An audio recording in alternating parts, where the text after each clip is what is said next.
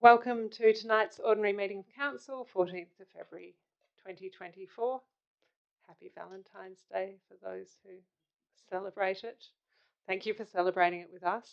We do appreciate your presence here. Nala Kadich Wajak Mort Kayan Kadak Nijawalila Butcher, Wejinang Wajak Kadijin, Wenyiting Bula Ye. We acknowledge the Wajak people as the traditional owners of the Greater Fremantle Walyalup area, and we recognise that their cultural and heritage beliefs are still important today.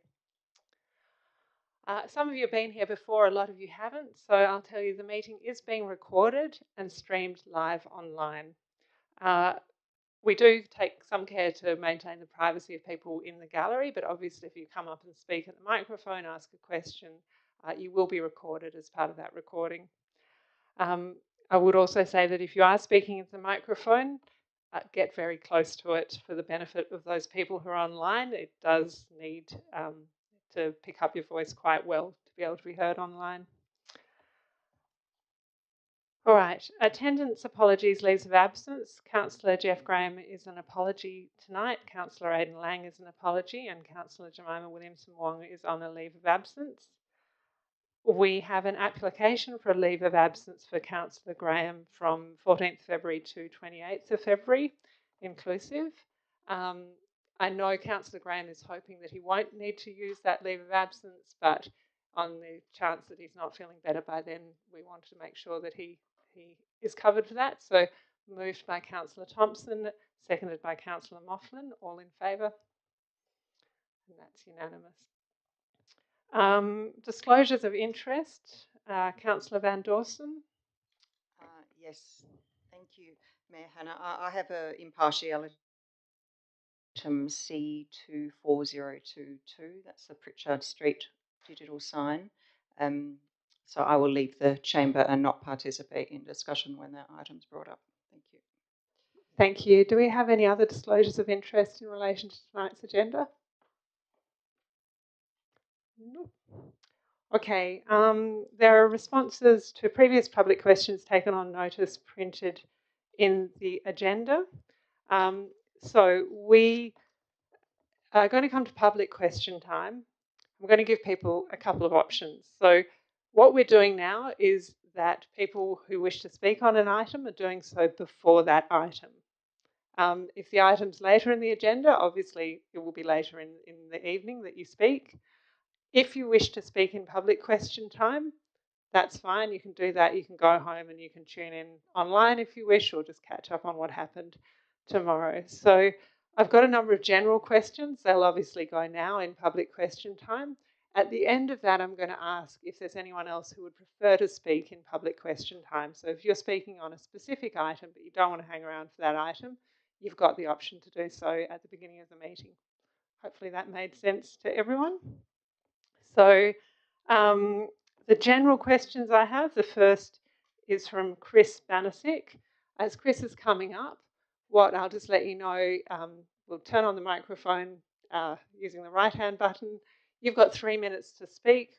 We'll set a timer so that at 2 minutes 45 you'll hear a bit of a noise, and that's your cue to wrap up.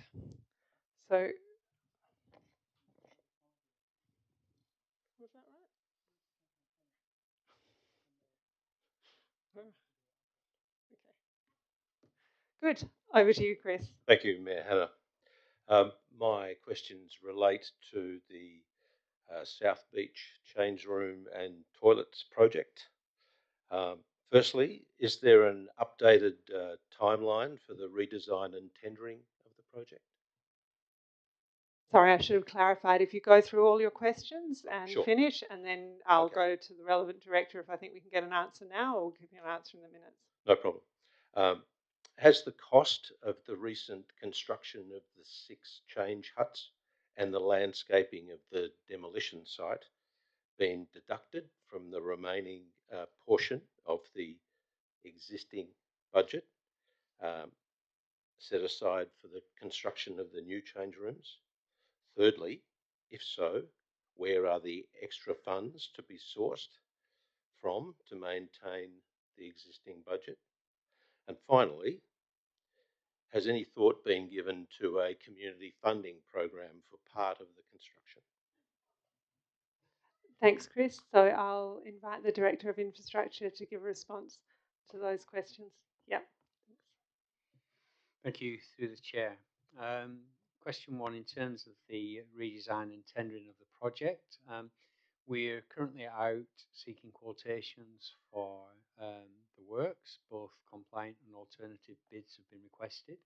The deadline for contractors to submit those is the 22nd of February. Following that, we'll go through an evaluation process, and we anticipate a report coming back to council, hopefully approving progression with the contractor in April. The second question in respect to the 6 change huts. No, the 6 change huts were funded or will be funded through a brought forward funding from, they were part of a future phase of the place plan for South Beach. We brought funding forward to facilitate the provision of the huts. The other maintenance work and landscaping was dealt with through our operational maintenance budgets. So there isn't a request, a need to draw out of the remaining capital budget for that work. In terms of other funding or a community funding programme, I don't think we're quite at that stage just yet. We do anticipate that municipal funding will be available for the project, subject to appropriate tenders coming in. I'd remind you that the reason that we rejected the tenders prior to Christmas was they just did not represent value for money. They were significantly over what we thought it should have cost and what our budget was. And our aim is to get value for money. It's not to pay over the odds.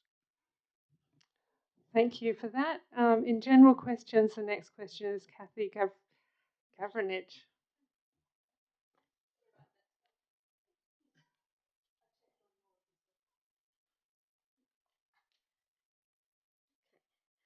Got 2 issues and 2 questions. So can I start? Yep. Issue 1. Oh, thanks, Mayring. Issue 1. The decision by the City of Fremantle to abruptly cancel the long-standing Easter High Street markets, which have been a vital feature of the city for 8 years, has left many local businesses reeling. Despite the consistent growth in attendance from both locals and tourists, the cancellation was executed without prior consultation or adequate notice. This sudden disruption deprives the vibrant West End of Fremantle of essential diversity in retail offerings and stifles the opportunity for community engagement and economic activity. So my question is, please state the reasons why the City of Fremantle has cancelled the Easter High Street markets without consultation. And my next issue, I'm just going to keep going and have them both on notice, please.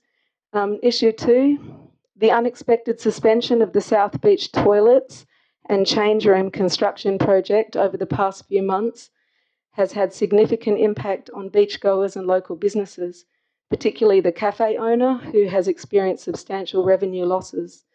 Despite explanations provided by the Mayor and the City of Fremantle, concerns persist regarding the project's costs compared to similar projects undertaken by other local governments at a fraction of the budgeted capital expenditure of $3.2 million. The lack of comprehensive financial disclosure and transparency regarding the delays in this project raised serious concerns about governance and transparency practices within the city. The passing of a motion of no confidence in Mayor Fitzharding's management of the city's finances, specifically in relation to the South Beach toilet project, during the annual electors' meeting highlights the community's dissatisfaction with the situation. So my question is, please itemise the total capital and operating expenditure costs of South Beach toilets and change rooms of the project for the following periods: financial years 21 to 22, 22 to 23, and 23 to 24. And the itemised costs to include architect fees, identify consultant fees, demolition, landscaping, maintenance upgrades, construction costs, hire of equipment, scaffolding and fencing hire. summary of payroll costs for the City of Council employees involved in the project, costs of consultant reports, media costs, community costs, South Beach Place Plan consultation times 8 plans, South Beach Place Plan report times 8 plans. Kathy, what I might do is Yeah. if you have got that written down, if Yep. you want to hand that in. Yeah, there's about another 8 points, so I can just leave it because it is written down. Yeah, just leave it. Yep, That's great. yep. So Thank you. I know it was a mouthful and That's all right. So given the detail in that one, we will respond to that one in the minutes. What I might go is go to the Director of Creative Arts and Community on the first item that you raised, the West End Weekender. If you want to just hand the... amazing. Excellent. You can sit down. Thank you. Thanks. Thanks, through the chair. Thanks for the question, Kathy. I do understand the disappointment at the cancellation of the West End Weekender. Since returning from the 3-year COVID hiatus, the festival team has been working really hard to maximise the curatorial impact of the Street Arts Festival. The better the overall program is, the more audience we attract into Fremantle, and the greater the benefit is to all the businesses. Some costs have unfortunately gone up considerably, in particular travel costs for interstate and international artists. But those artists are key to maintaining the national and international profile of the event. And unfortunately, road closure costs have jumped considerably after an announcement from Main Roads WA earlier this year.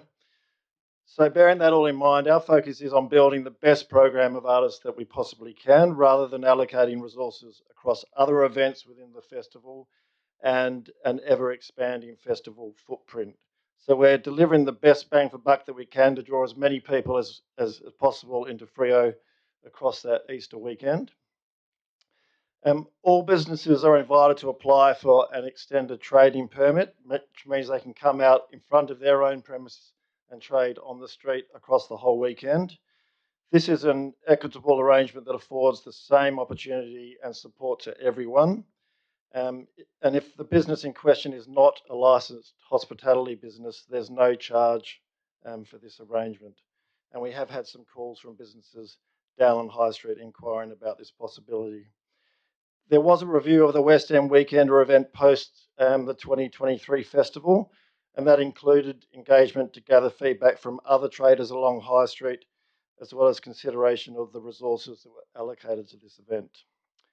And I also just want to take this opportunity to acknowledge the local businesses that support the festival through sponsorship funds.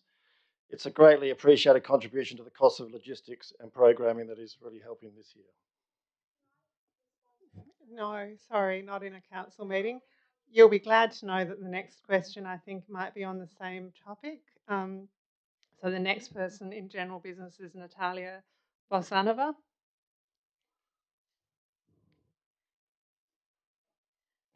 Hello. Yeah, I have this same related question about West End Market. So I represent the Artisan Store Fremantle, which represent around 170 different local artists and makers. And yeah, our question is why, when road closure will be still on place, why we can't organize our traditional and annual Easter market, which had really good feedback both from local businesses, our visitors, customers, and our artists.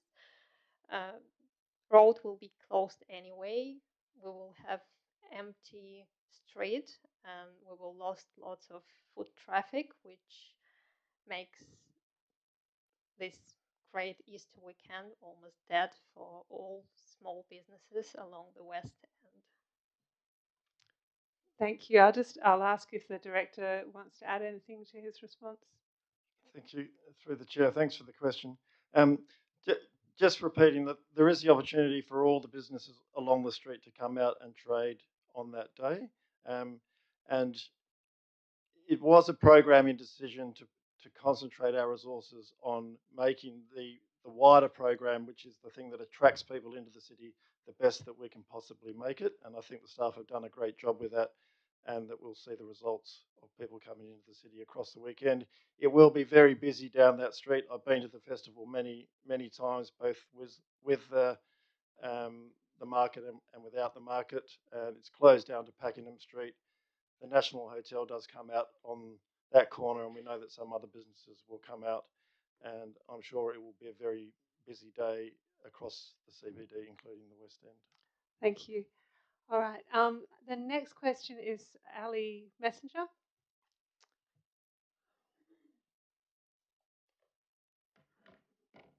Thank you. Tonight I'll be speaking on behalf of Olive Bennett, and if there is enough time, I shall leave my own comment.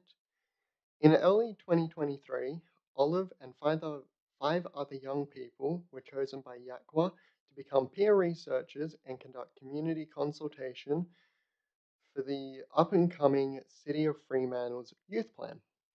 As someone studying urban planning, Olive thought it would be a great experience to be on the other end of it for once, instead of writing up plans and analysing the data and actually being the one who gets to collect it. To her, Fremantle is a very special place. It was a place where she was born, on South Terrace, and is a massive part of her personal identity.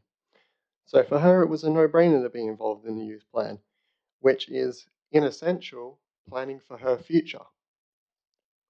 Yakwa facilitated the plan, and she was lucky enough to have 5 amazing sessions with them during the research project. Now she'll step you through how she collected the data. The first session, she met her fellow peers and started to have meaningful discussions on Fremantle and what it meant to them. They all had their personal problems with Fremantle, and also the things that they loved about Fremantle.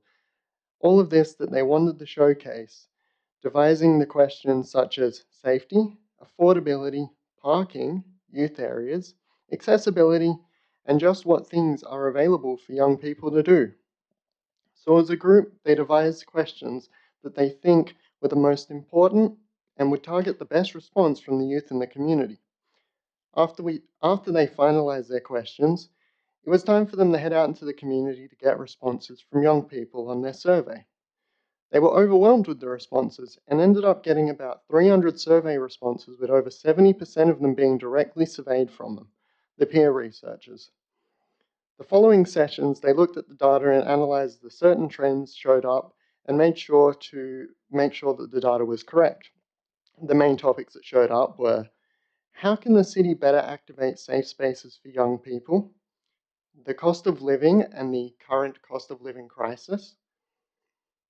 The marketing to young people, which the city currently fails to achieve. And finally, number 4, how to better involve young people in decision making. After that, they sent the data off to the city, and then it was up to the city to come up with a youth plan based on this data. She's currently overseas, but she cannot wait to come back, continue to contribute, see how her contributions will shape the city of Fremantle for the youth of the future, and to be back home here where she feels at home, her heart, Fremantle. Ali, I'm happy to give you an extra minute for your own thoughts. Thank you. I'll keep it short and sweet. I think the youth plan is an amazing initiative, and I think that sometimes we get bogged down in striving for perfection.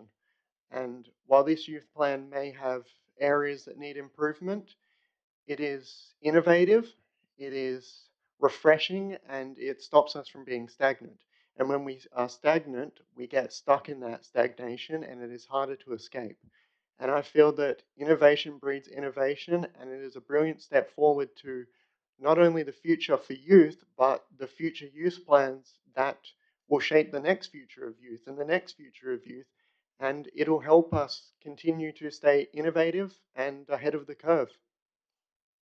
Thanks, Ali. And I do want to acknowledge you as being part of our Changemakers program, which is a fantastic group of people I got to meet the other night, along with Olive, who are really actively contributing to policy thinking, ideas, and the future of the city. So thank you for coming tonight before your Changemakers workshop. All right, in general business, the next person I have is Mei Ring Chen.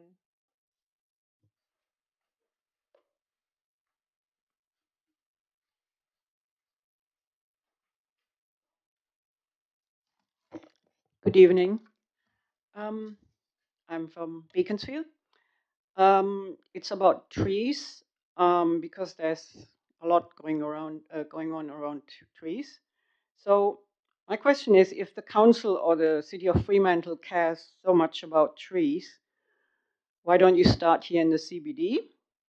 The trees, I don't know whether you have noticed, the root zones are all covered up right all the way to the trunk, which stops them absorbing nutrients and could be looked after better. So if you do that, you will get a better life for the trees, and they will be also healthier. And the other question is, I have a pink pepper tree on the verge in front of my house, and it continuously sends out suckers. And it's an invasive species, and it has reached the height of the overhead power lines. So I'm wondering why the council refuses to remove that tree and replace it with a native tree that doesn't grow that tall to reaching the power line. Thanks, Nairine. I think we'll probably have to take those ones on notice. That's everyone I have listed for general business. Everyone else's name is beside an item, so I will come to you before that item and we'll work through the agenda as it is printed. But if anyone, Elizabeth, you look like you'd prefer to speak now. If anyone else would prefer to speak now, I'll call you up now. Elizabeth?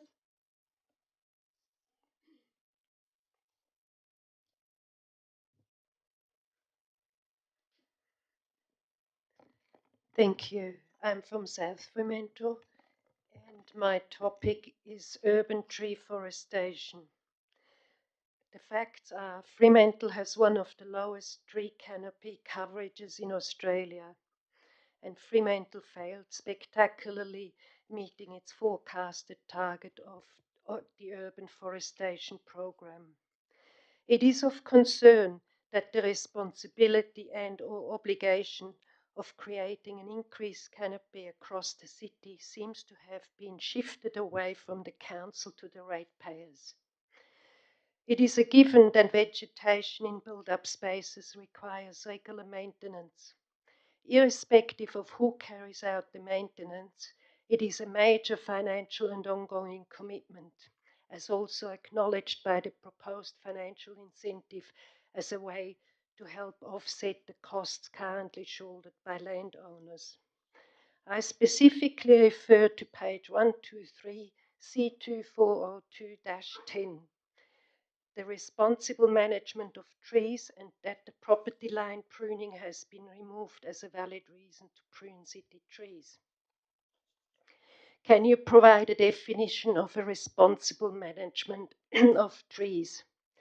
Is it pruning off the entire canopy on the street side and leaving the remaining canopy on the other side to touch the power lines crossing private property of an already fragile tree? 30 years ago, this particular tree was considered to have a limited lifespan left, and a replacement tree was planted. I guess this was a time where ratepayers clearly mattered and had a kind of a relationship with the city. Pruning by the city has never been carried out delicately for understandable reasons, and power lines are also a consideration. But this last pruning takes the cake. So much for providing an attractive streetscape. It's supposed to be one of the benefits of having street trees, so the city tells me. Is disregard for a property line a move to confiscate private land to accommodate the canopy of the city-owned trees, so that the city appears to be increasing tree canopy coverage while not actually having to plant the trees as promised?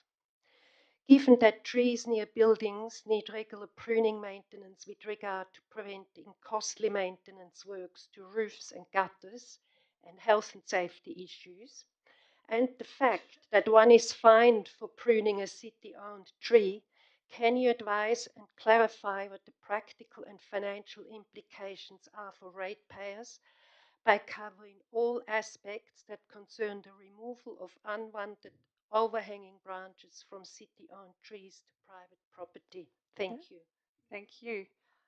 Okay, is there anyone else who wants to speak at this point in the meeting on an item, or is everyone else comfortable to wait till their item comes up? Okay, let's go. All right, so that's general question time covered. I'll come to the other questions before each item.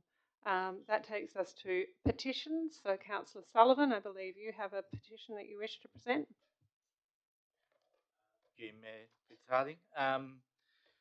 I received a petition last night at the South Fremantle Precinct meeting. It was signed by around about 1,300 people, mostly people who are visiting South Beach, so they could be from a wide area. I'll just read the petition and then ask that it be presented and dealt with.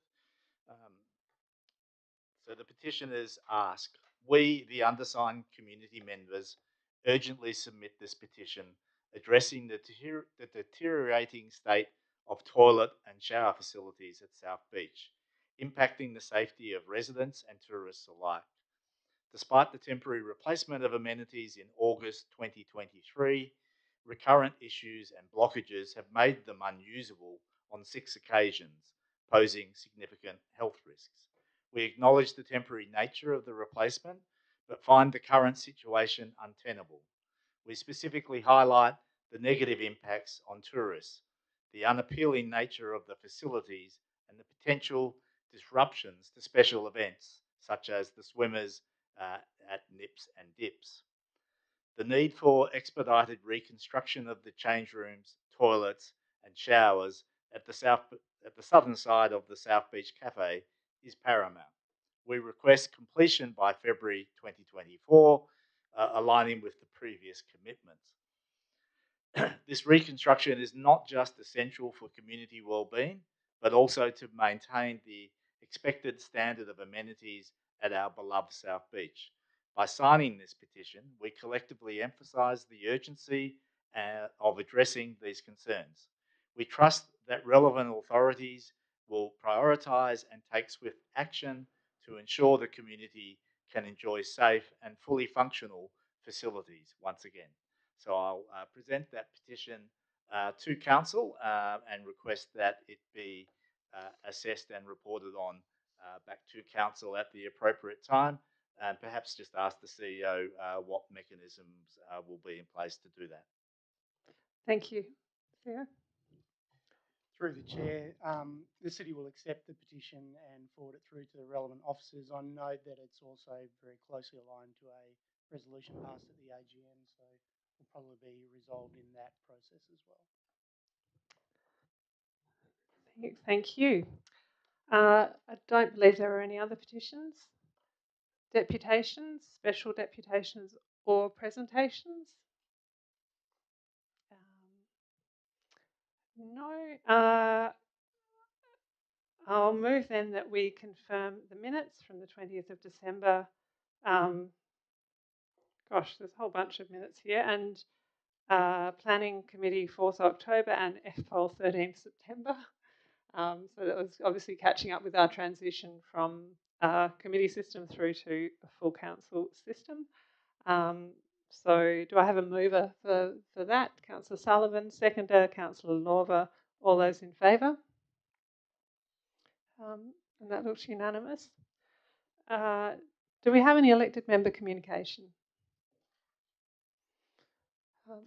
One thing I wanted to communicate, I'm now the Deputy Chairperson of the Resource Recovery Group, and during this last period since the last council meeting, we accepted the resignation of the CEO there and have appointed a temporary CEO for the remainder of this year.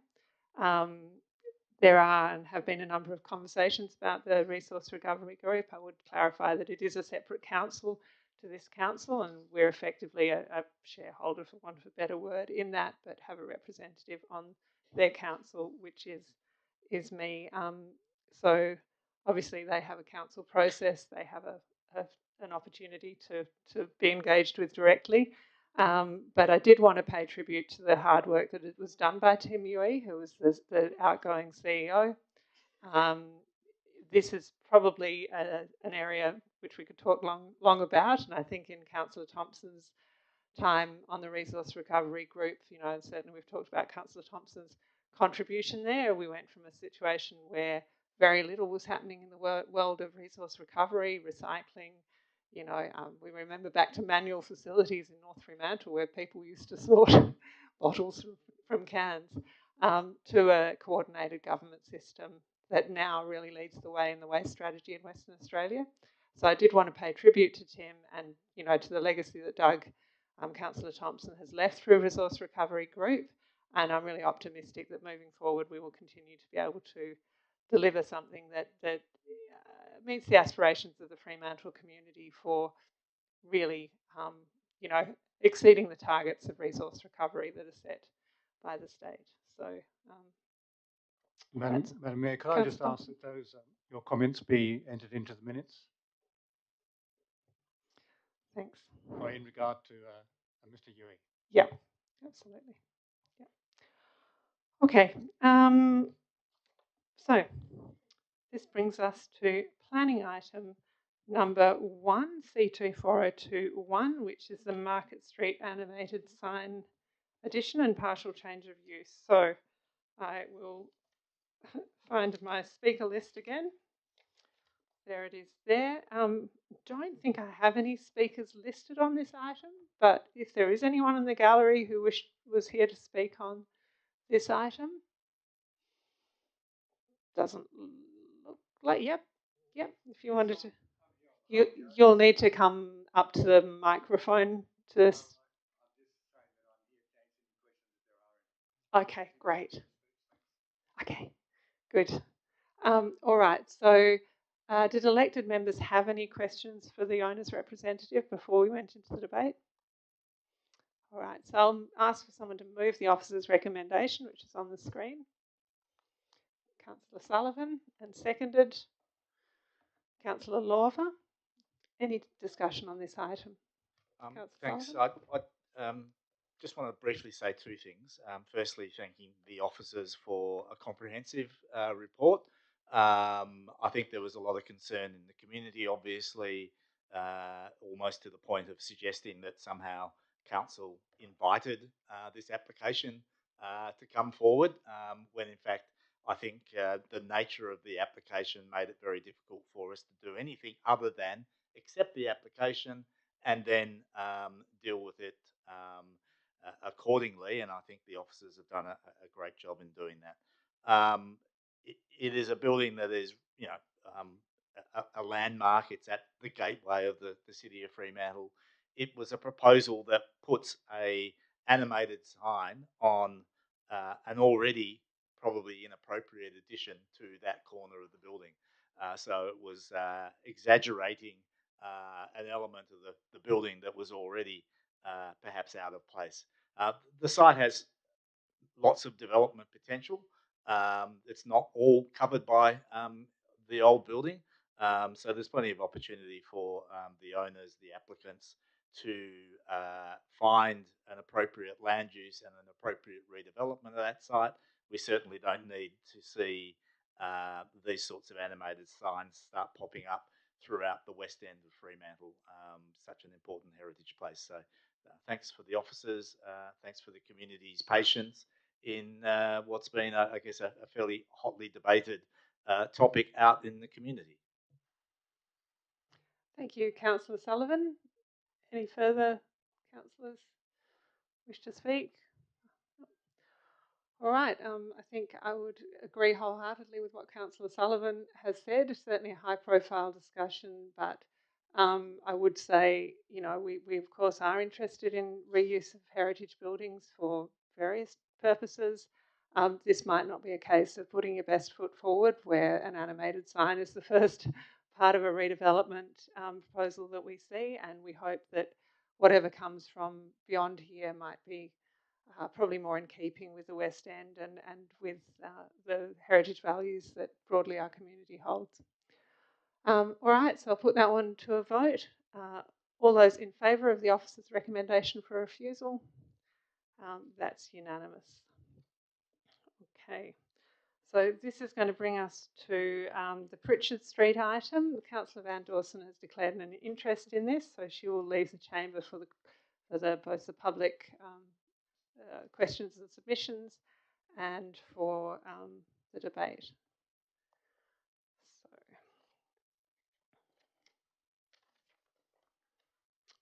On this item, I have Paul Kotsoglo as the first speaker.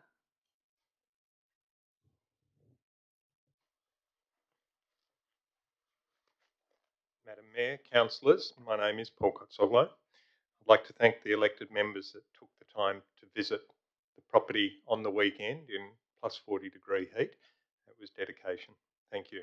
And thank you for taking the time to investigate the issues. I'm joined tonight by Mr. Jason and Mr. Justin Pasqua, who represent the owners of the site. The owners of the site have been involved in this site for since the mid-60s, which I know the sums around because that's close to my birthday, approximately 58, 60 years. The proposal that we see in terms of the recommendation from the officers, regrettably, is for refusal. We don't support that. We in fact say a number of things, but we do see the recommendation, the alternate recommendation by Councillor Solomon, which we do seek elected members' support for.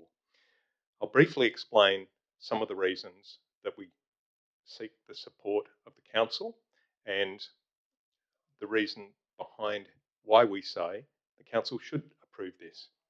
The proposal is consistent with the industrial location. It's a gateway location to an industrial area.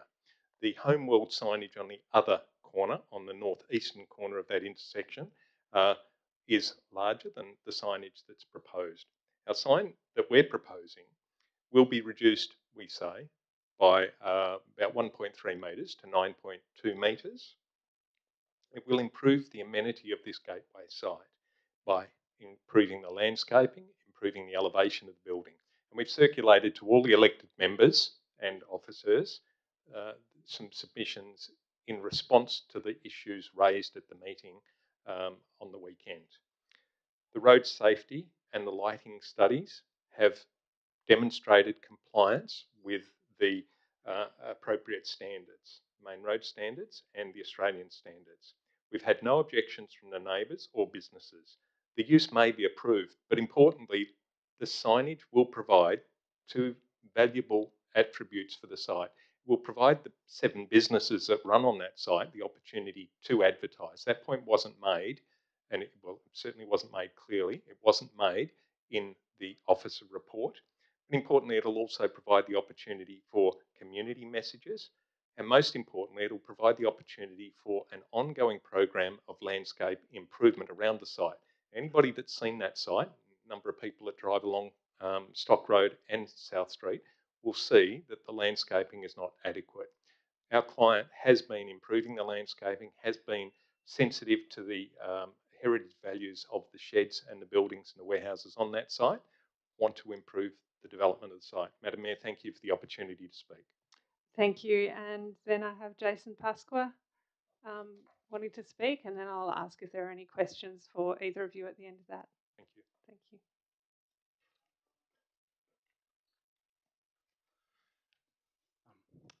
Good evening, councillors.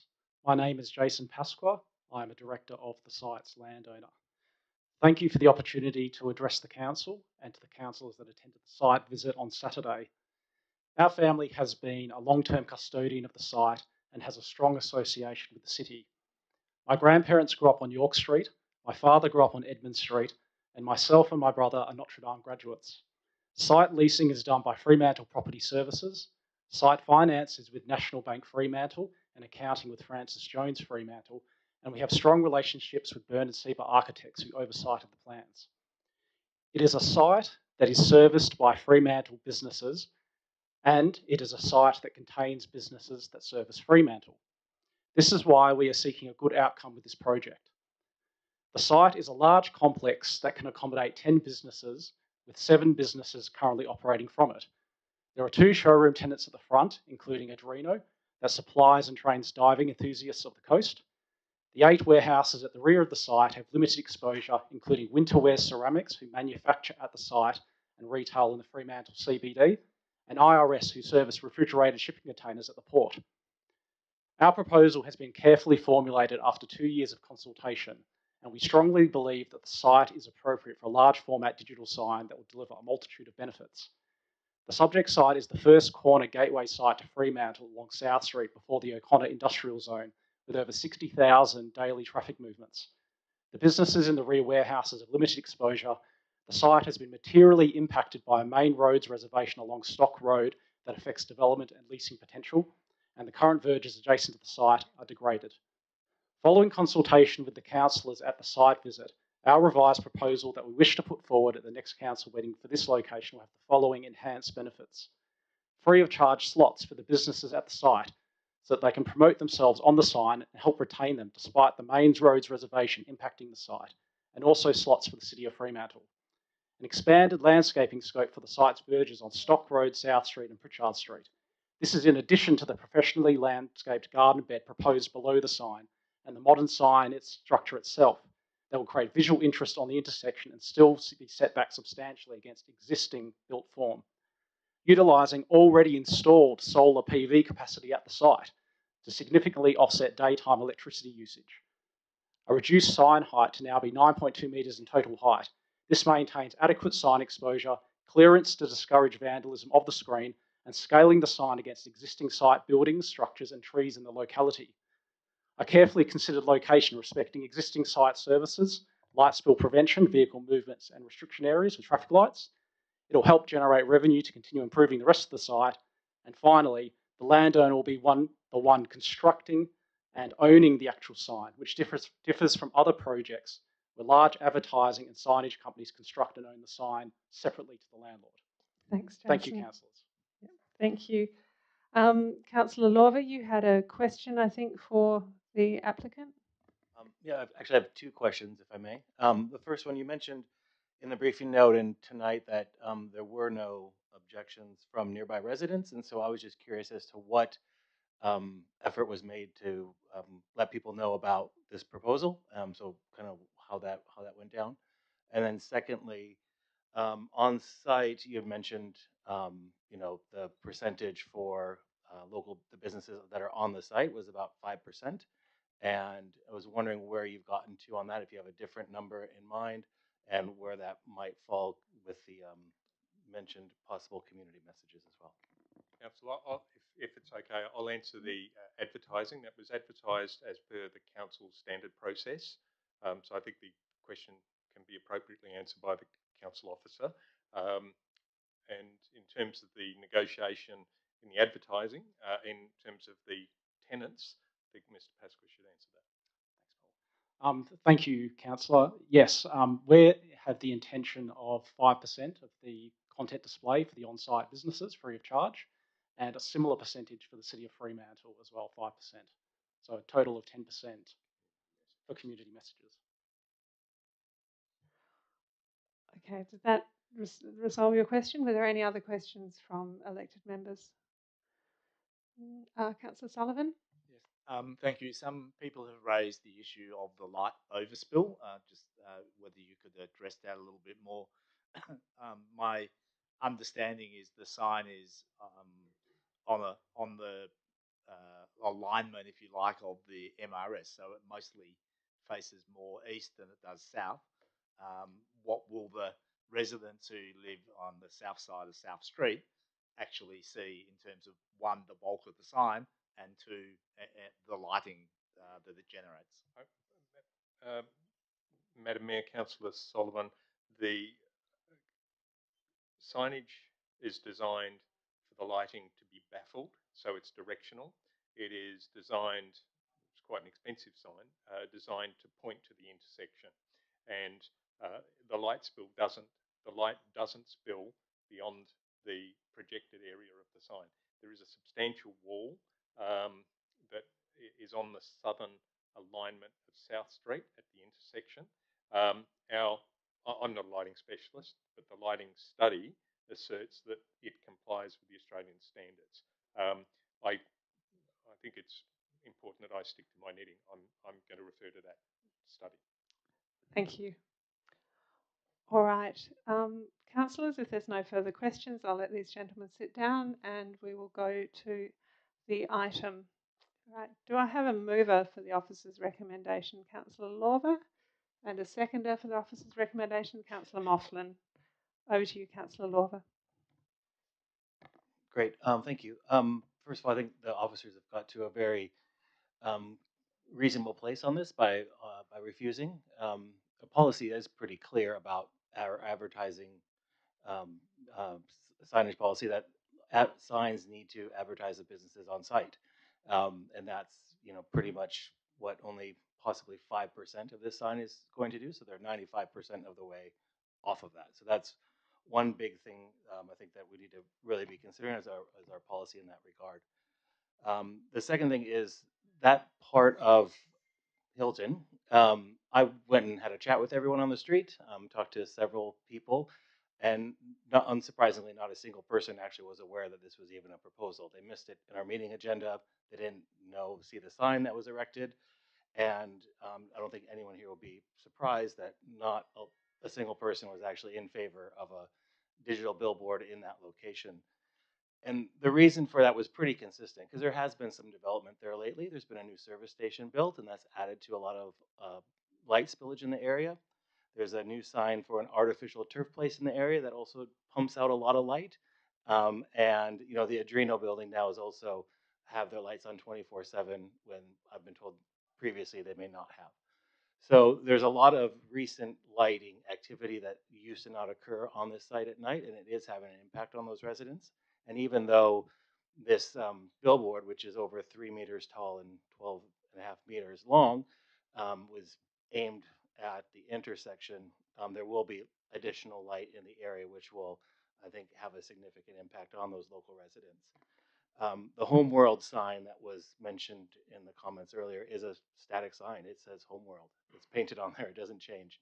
And it's also further up the road as well. It's not on the corner. So it's definitely, I don't think that mentioned that is a fair, necessary comparison. Our policy does allow for signs for local businesses on site to be advertised. I think we've got a great policy in that regard. And I think the officer's recommendation has done a really good job of highlighting that.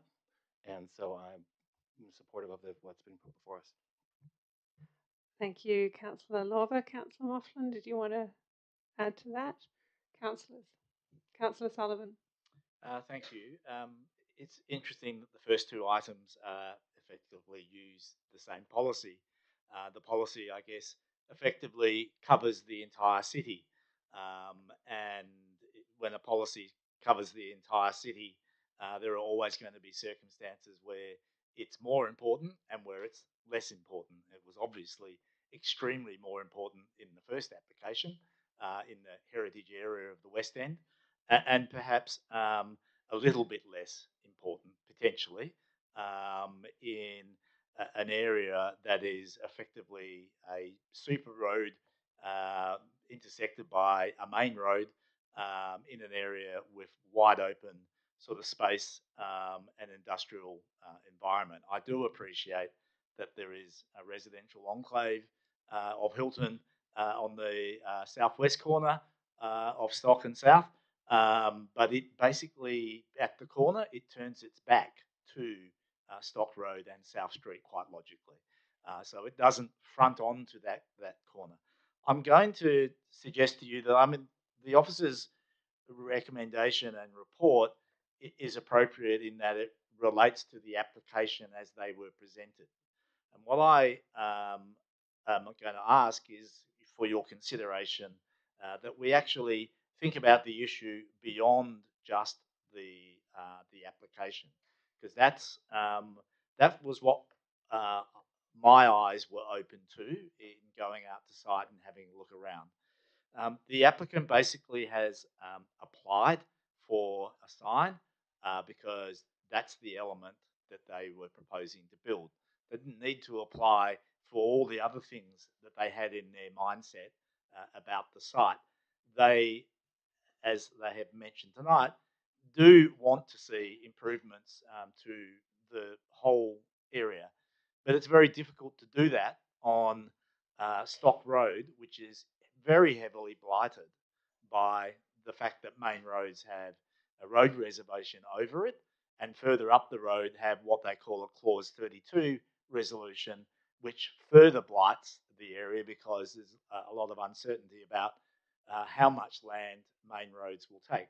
There is also a lot of uncertainty about what the intersection at Stock Road and South Street might look like in 5 years' time, 10 years' time, 20 years' time, and how any of these sites are going to be accessed from the road areas. And that has a flow-on effect in terms of the ability of a landowner to expect high rentals because of the level of uncertainty for people wanting to use those buildings. And it absolutely has a very detrimental effect on the potential for redevelopment of an area or redevelopment of their site to make it a more substantially upgraded, coordinated commercial entity facing that really important intersection. And Fremantle wants businesses to succeed.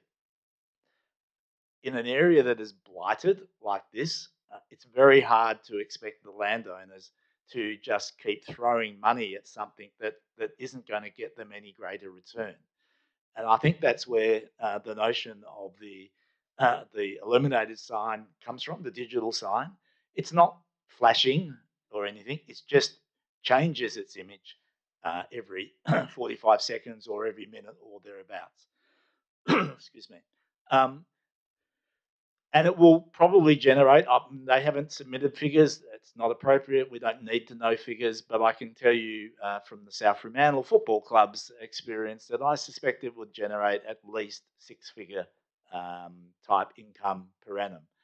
That then generates enough for an owner or developer to actually start considering site improvements. And they want to do that, but they need to be able to find a way to justify that.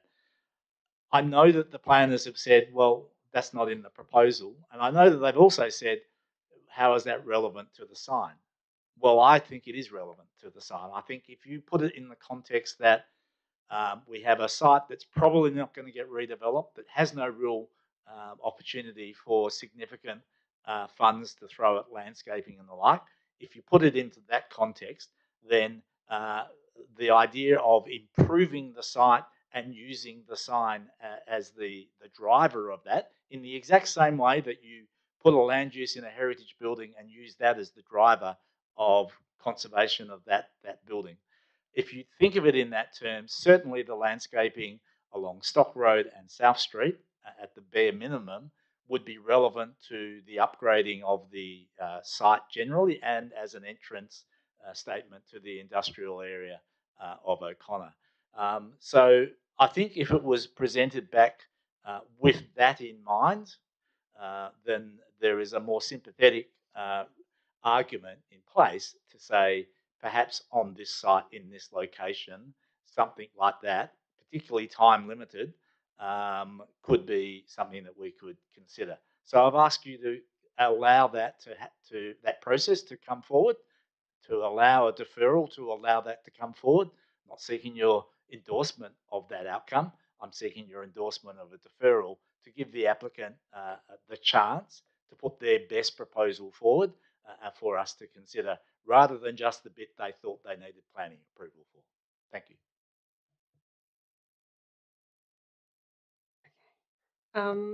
So are you moving a procedural motion at this point in time, Councillor Sullivan, or do you wish to hear more of the debate? I'm happy to move it now, but I'm also happy to let other councillors speak to the motion generally, if you don't mind me holding fire on the... I don't mind at all. I think it's just the polite thing to do. Councillors, further thoughts on this one? Councillor Archibald. Thank you. Just so that we can move through it. I'm quite sympathetic to the case that Councillor Sullivan is putting forward. I did go to the site with Councillor Sullivan and Councillor Lorber, and I do think there is an opportunity to get something better out of this. But I'm also mindful that the alternate recommendation does say that we're not prepared to grant planning approval for the sign as the application stands. So that does confirm the position that we hold on the application as it is before us, but it gives the applicant the opportunity to provide us with something much more interesting than is currently here. Thank you. Okay, councillors. All right, so Councillor Sullivan. I'm just pointing out that it is a alternative recommendation. I mean, it could be a deferral, it could be reworded as a deferral, but if you want to treat it that way, or alternatively run this motion, and I'm happy to change the wording or ask the officers to change the wording so it reads more like a deferral. I suspect a deferral might be more to the appetite of the council in terms of returning to us for decision rather than referring to the administration. Certainly, Councillor Archibald, maybe your comments have led me to that thinking. So we could, I think, entertain it as a referral. The alternatives are referral, that's correct. But if Councillor Sullivan were to move a procedural motion to defer this, that would be fine. Okay, I think that's probably the cleanest way to deal with it tonight. So I'll move a deferral of the item, and I guess the reason being to generally deal with the approach that was written in the alternative recommendation. Do we have a seconder for that deferral motion? Councillor Kamada, you had your hand up first. We don't need to debate it, so I'll put that to a vote. All those in favour of the deferral motion? And against? And so that's carried. Cool. So that will be deferred now to the next appropriate meeting of council. It's probably in the applicant's hands in terms of resubmitting with time for it to be in the agenda. And the next meeting is in 2 weeks. It may be then, it may be, depending on the timelines, a bit longer. Okay, councillors, we need to get, we'll just get Councillor Van Dawson, but with those of you who are here, we used to have a bell we could ring and it would bring people back magically. With your indulgence, councillors, we do have a lot of people in the gallery for the Register of Significant Trees item. So if it would be acceptable to you, I'm pretty keen to bring that one forward because there are a large number of people here for that one. I suppose just the next item, there are some people here for that item. Yeah. So, I know the debate for the tree is most probably going to go much longer than the debate for snook. So I think running in sequence might. All right. Well, what we might do is go snook because I think there may be a fairly clean solution to that one anyway. And then we're going to go to the trees and then we're going to go to Queen Victoria Street and the bridge. Yep. Good. Okay. Hope that's all right. Hang in there with us. All right, so on Snook Crescent, I've got some people who wish to speak on that one. Amanda Hodgson, you wish to speak. You'll just need to turn the microphone back on with the right hand button and speak right into it. Thank you. Thank you, Mayor Fitzharding. For those of you who we haven't met, I'm Amanda and my husband Josh is in the gallery. Thank you to those of you who were able to make it to the site inspection yesterday and for the very helpful discussions we've had about the design of our proposed renovations. We're seeking a deferral of our application tonight because as we would like to further pursue some of the ideas that have been provided during those discussions. We are extremely committed to coming up with a design that suits the needs of our growing family, yet is also sympathetic to the heritage values of the Hilton streetscape. To that end, we first met with the City of Fremantle Planning Officer and a Heritage Officer back in December 2021, and presented just a concept plan of our mezzanine addition to ask whether it was something they would even consider. After discussing the rationale behind the design and all of the other options we had considered, the feedback that we got was that they agreed our options were super limited and they would consider our plan and work with us. So we spent a couple of years thinking about this, going backwards and forth with our architect. After our first submission was not supported by the different planning officers in October last year, we met with them and our architect and talked through all of the options again, and that resulted in us redesigning the mezzanine so that it sits lower and is less visible from the street. And after that second submission was not supported, we met with the planning officers again to talk through our options once more. So the main reason for me outlining this process is just to provide context and assure you that we are very committed to working with the council and have put considerable thought and compromise into this application right from the beginning.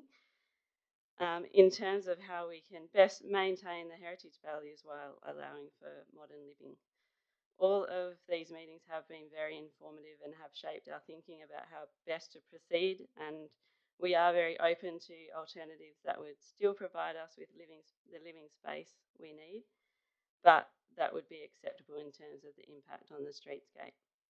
So as I said, we will take forward the suggestions we've received over the last few days to our architect and discuss any viable alternatives with the planning officers just to further explore whether we can achieve an outcome that can be found acceptable by all. Thank you. I don't know if Josh also wanted to say anything. He doesn't need to speak.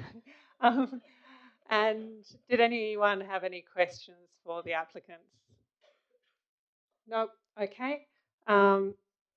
I'll ask for someone to move the officer's recommendation. Councillor Lorber, seconded by Councillor Archibald. Do we want to just Councillor Lorber? Yeah, can I just move a deferral motion on this item right now, procedurally? I believe there are some reasons that were captured partially in Councillor Archibald's referral that was given, but mostly just to do with what the applicant said, give them some time to work with the city staff on potentially addressing some of the concerns that have been put to them over these past couple of days. Yep. So seconder, Councillor Thompson. So I'll put the deferral motion to a vote. All those in favour? And that's unanimous. Thank you.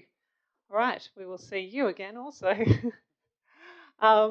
All right, so I'm going to go to the significant tree register item now. I would like to acknowledge a large number of Catalini family members in the public gallery and the contribution of the Catalini family to the civic life of Fremantle over multiple generations. So I'll go through in the order that I have on my list of speakers, starting with Stacey Town. Okay. Yep. Excellent. I thought I'd warn you so that you could tell me what was really going on. All right. Thanks, Pam. Thank you, Mayor. Pamela Catalini, and good evening, everybody. I wish to thank Councillors Kamara and Thompson for coming and viewing the cleaning problem we have of our tree at 195 High Street. I'm disappointed that the other councillors have not been able to see at first hand the impact of this problem. I would like to point out that the councillor's officer's report states the car park is swept on Mondays and surrounding paving washed throughout the year as part of routine operations. This is totally incorrect. In fact, Monday is our busiest morning as we have the Sunday mess to clean up as well. Unfortunately, we have never been relieved of this Monday cleaning duty. Therefore, I would like that statement removed from the report. Incidentally, I don't have any recollection of the street being washed either. This property has been in our family for approximately 60 years. It was put into my name 30 years ago. Over time, it has been my responsibility to keep up the maintenance of this tree, which has been a mammoth undertaking. I did not give permission for this tree to be put on the significant tree list, and as it is on private property, I do not know why it is on the list. Over the years, it has been a never-ending job cleaning up the debris from the enormous tree, but now I cannot continue with the constant amount of debris falling each day for several months of a year. For several months of the year, the multiple amounts of leaf fall daily, and then they stop to allow an enormous amount of soft and hard figs to fall and get squashed in the car park. Last year, I went every morning to clean up the mess before the cars arrived.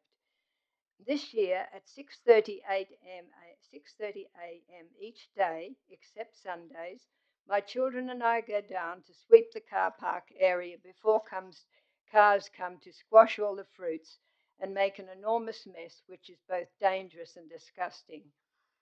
I've been trying to sell this property to no avail, as no one wants the responsibility of this problem.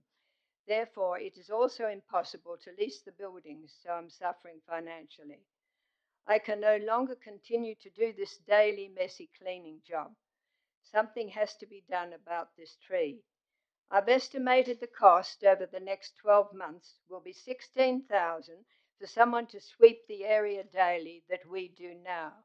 Also, $4,500 for removal of leaves and fruit from the gutters of the pharmacy and heritage house, for which the council now pay approximately $2,000 per year, plus a minimum of $5,000 repair to the wall and surrounding tiles. All up, $25,000 for the year and ongoing.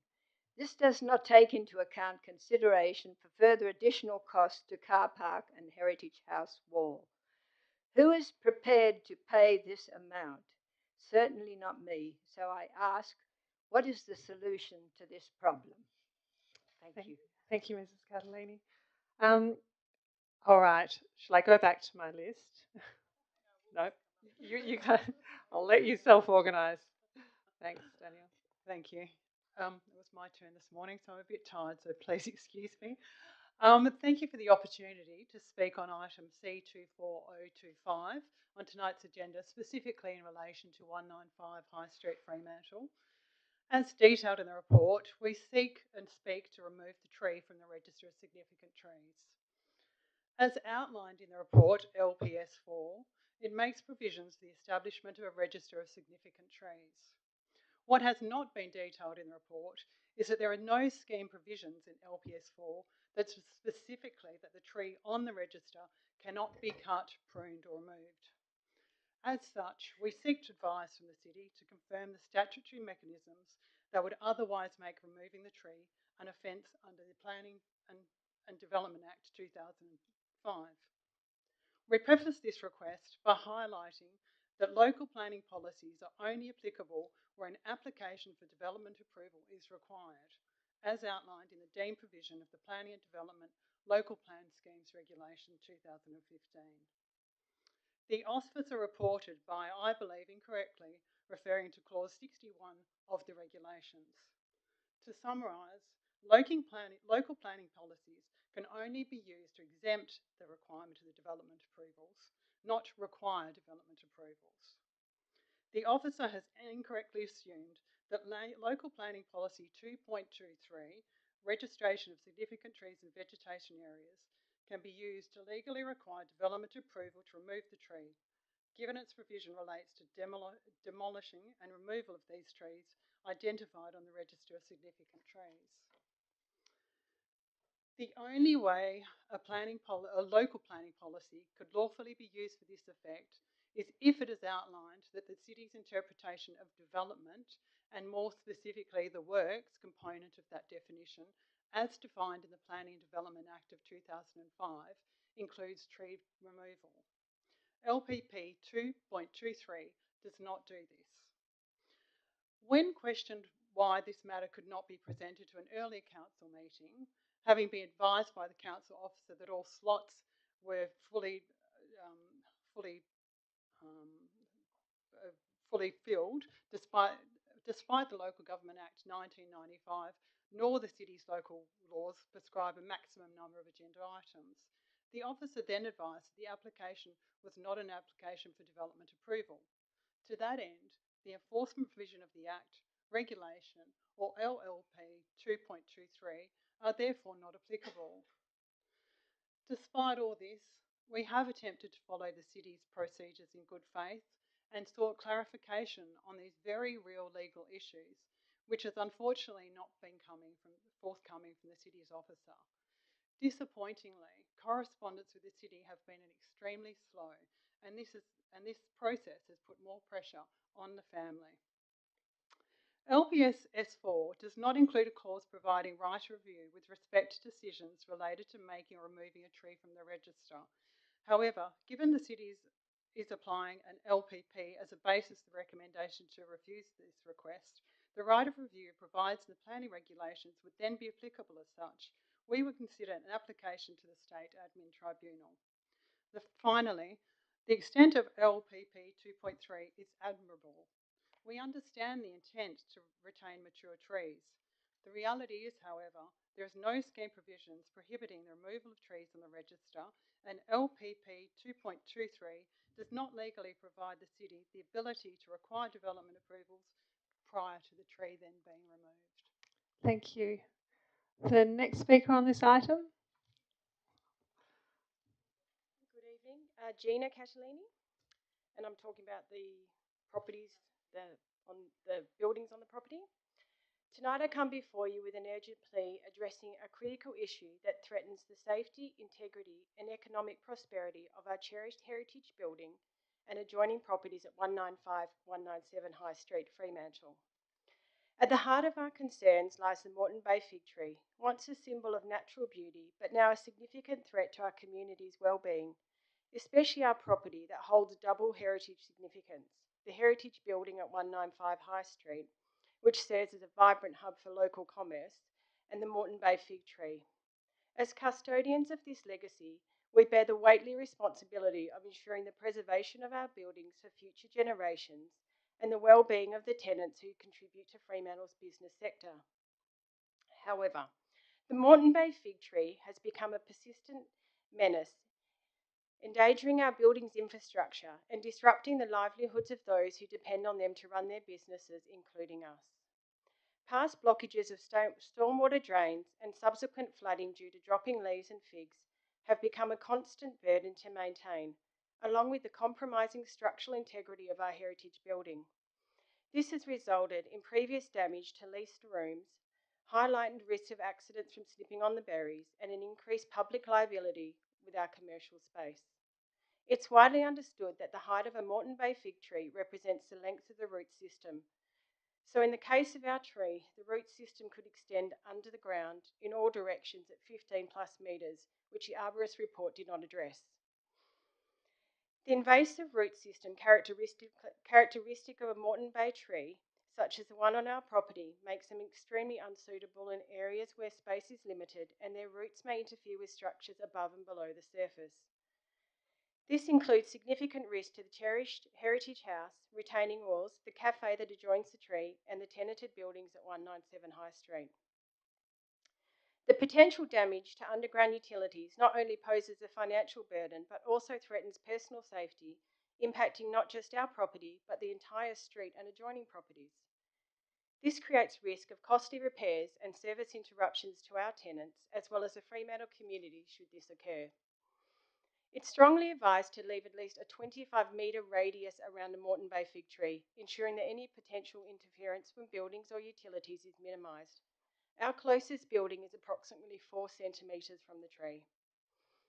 The build-up of daily leaves, branches and berries traps moisture, causing water to pool, leading to leaks and the deterioration of our roofing materials, including major roof repairs undertaken at 197 High Street due to leakage and damage to our tenants' offices in the past 18 months. It is our family's priority to ensure the safety and welfare of the community above all else. And we urge action from the Fremantle Council to remove the Moreton Bay fig tree from the significant register, allowing us to mitigate risks to our property, ensuring the continued prosperity of our tenants in Fremantle.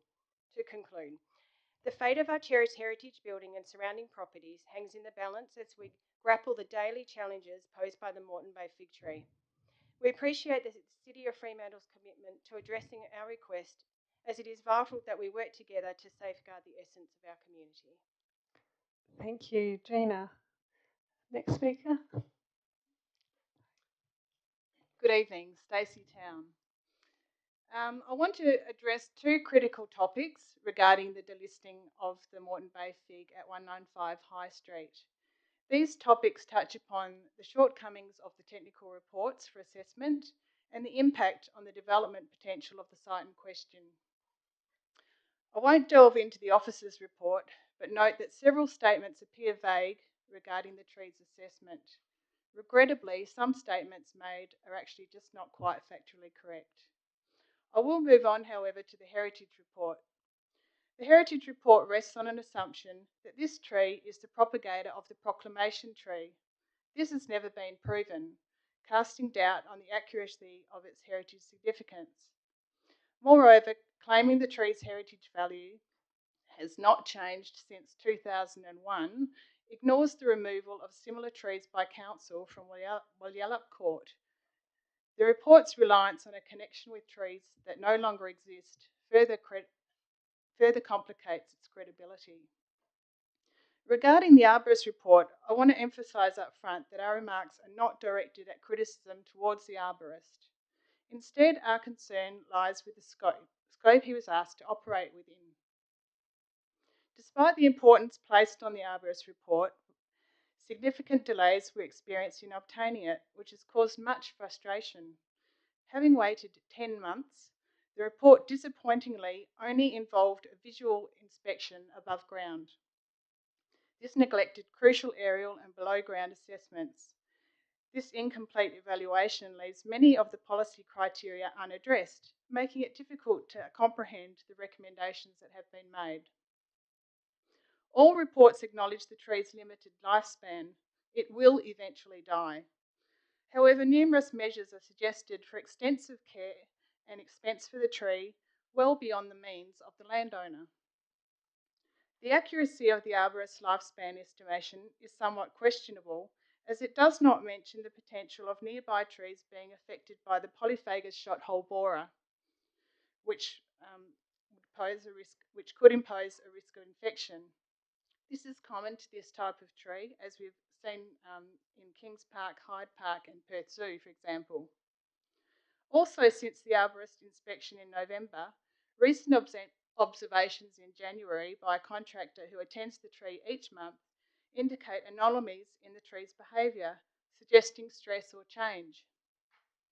In terms of the tree's significance, it does not hold rare or endangered status, nor special scientific or botanical value. While it contributes to the visual landscape when viewed directly in front of the property, surrounding tree and parkland trees largely obscure it from public view from High Street and Parry Street. Now let's address the impact on development potential. The property's development potential is significantly constrained by the presence of the tree in the Heritage House, which covers approximately 40% of the site. This limitation disappropriately affects the landowner, a long-standing local community member facing challenges in maintaining both the tree and the Heritage House. We are talking about my mother, someone who has lived here for 60 years, not a fly-by-night developer. The property's commercial zoning conflicts with the tree's preservation, deterring potential investors and hindering its economic viability. Moreover, the risk of vandalism and vagrancy looms large, threatening the property's well-being and public safety. The tree hinders surveillance. On occasions, we've been met with graffiti, property damage, smashed windows. Someone recently tore off the water tap and water was running freely. We've had people sleeping rough, drug taking, and even had to clean up human urine and faeces. Stacey, we are at 3 minutes, so. Thank you. I urge the Council to reassess the listing, considering the property's unique challenges and the landowner's plight. We ask you to be balanced, courageous and empathetic in our decision making, striving for a favourable resolution that benefits both the community and the landowner. Just finally, I would just like to say, as a final note, I'd like to reflect on the opportunity presented by the application at number 6 Douglas Street, which is also on the agenda tonight. It's perplexing that a willing landowner's request to include a tree for its habitat and community benefits is discouraged, while a problematic tree is retained on the list. This discrepancy highlights the need for a fair and consistent approach in managing tree listings. thorough re-evaluation is crucial to ensure equitable outcomes for all stakeholders involved. Thank you. Thanks, Stacey. Next speaker, I'm sure you'll be brief and make up some very time. quick, very quick. Thank you. Okay. I propose an option for the Moreton Bay fig tree. In this case, it's under consideration. Removal is under consideration. There's no denying the majestic beauty of these trees. Hence, our suggestion is to explore the options of propagating this tree to a more sustainable location, one that has enhanced its surroundings, such as a park or communal area. For instance, the 4 Square Park adjacent to the intersection of High Street and Parry Street already boasts a Moreton Bay fig tree on the southeast corner. Planting another tree opposite on either the southwest or northeast corners would create a symmetric effect. The tree's broad canopy could offer shade, while its trunk could become a climbing attraction. This could transform the area into a communal gathering. Alternatively, planting it in the Walyalup Court, where we lost 3 Moreton Bay fig trees to a boar infestation several years ago, could be a fitting tribute. We could even recognise its history by highlighting its origin from one of the many original trees in Fremantle, thus giving it history itself. Despite offering the Moreton Bay fig tree in question to the council to help replace the lost trees in Walyalup Court, we unfortunately never received a response from council. It seems wasteful to confine such a tree to its current isolated position on private property, hidden amongst buildings and unseen by community. By relocating it to a more accessible area, we could provide everyone with the opportunity to appreciate its beauty and benefits. Let's give this tree a purpose for propagating it in our shared community spaces for everyone to enjoy. Thanks for your consideration. Thank you. Next speaker on the item, that was Amanda. That was Amanda. Yep. Okay. Sorry. Thank you, everyone. I'm here to propose the questions now And after hearing your name. Oh, sorry, Olaf. Yep, Olaf thank Scherp. you. Sorry. So in relation to item number C240205. So question 1, can the council provide proof that this tree is the propagation or proclamation tree on which the heritage significance is based? Do you think it is fair and reasonable that it has taken 1 year for the council to consider the application, especially when there is no right of an appeal? Question 3, at what point does the council place a tree above the safety and the risk to persons' property, livelihood and economical development? Question 4, are there any trees in the vicinity affected by the shot hole borer, which there is no remedy, and then has the likelihood of this tree also becoming infected in the very near future? Question 5, would the council consider an alternative recommendation to that provided in the officer's report to agree to be delist the tree from the significant tree registration and provide a substitute tree in an alternative location, such as described earlier as the corner of Parry and High Streets, northeast or southwest corners?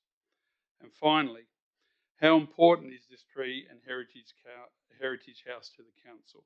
It is important enough to take this opportunity to purchase the land or take the custodian of the future in its own hands for the good of this community.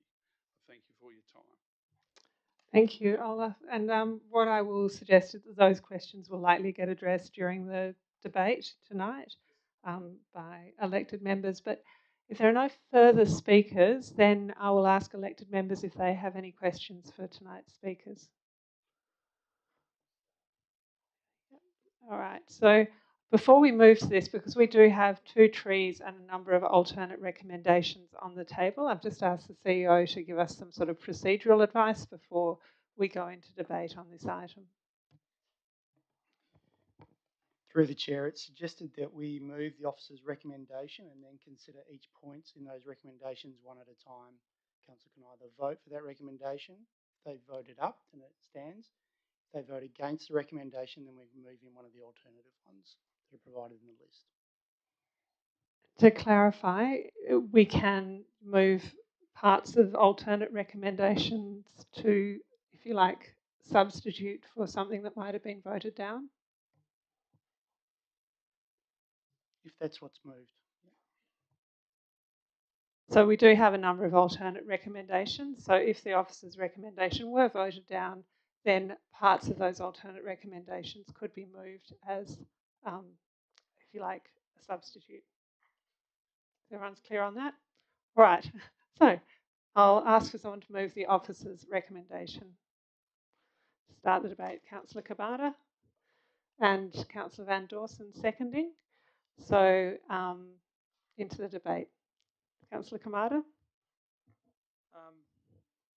Yeah, now please advise me if I get off track here at all. But look, I think I'd just like to thank the speakers who have logically stated their case and displayed a sympathetic attitude to this situation.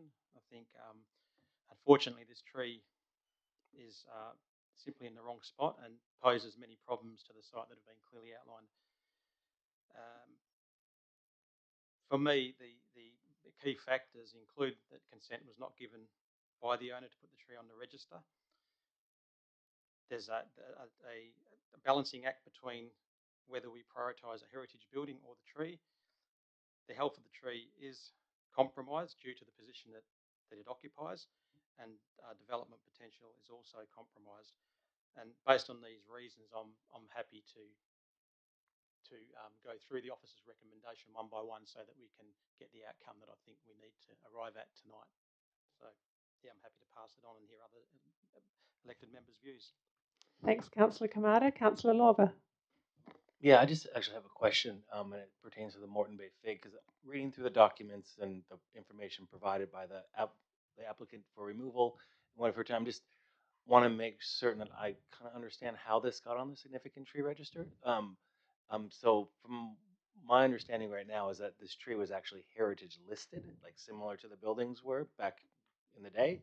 And then as the significant tree register became an option preferred by state government to protect trees, that was moved over to the register. So just a little clarification on that process would be nice. And then also, are the protections of a heritage listed tree or building different than the protections on a significant tree register? So just kind of understanding how that move might have changed, if that's possible. All right, we'll go to the manager, strategic planning for that one. If you come nice and close to the mic. Thank you, through the chair. So correct, in the first case, it is on the tree register here as it was once on the heritage list. In fact, it still is covered by heritage protection as well as a building is. So there is a heritage listing over the site that does apply to the tree even today, but its reason for being on the protection of the tree register is that once it was on the heritage list, it was put on the municipal list in 2001 and then on the heritage list in 2012, it automatically transferred to the tree register. Thank you. Councillor Lorber, did you want to ask another question? You look like you're pondering. Yeah, just a quick. So, so the removal of the tree from the potential removal from the heritage, the significant tree register, it would still have heritage protections as being like a heritage building. So there's still that on there. That's correct. Okay. Question on Councillor Mofflin, have you got a question? Yeah, I'll go to you next. Yeah, and I suppose it's continuing on that line. What does that mean? Like heritage protection of a tree? Like I think we understand it for a building, but heritage protection of a tree, does it mean that you must maintain the tree in a particular fashion, that you cannot remove the tree? Like, so if an application came in to remove the tree, and let's say tonight we removed it from the significant tree register, what would the process be to actually remove that tree in the future? I'd have to take that on notice because obviously the quandary there is to removing it from the tree register, but obviously the heritage protection would be maintained. It would still be on a heritage list, and therefore there would still be some degree of obligation to consider the significance of the tree. But this particular, this LPP 2.23 doesn't have guidance around how it might apply to a heritage tree. It does, just to note, there are 7 trees on the tree register, but there are potentially other trees that have heritage listing. Not all heritage listed trees potentially are registered, if that is clear. So this particular LPP doesn't necessarily guide how we might deal with a heritage listed tree. Councillor Sullivan.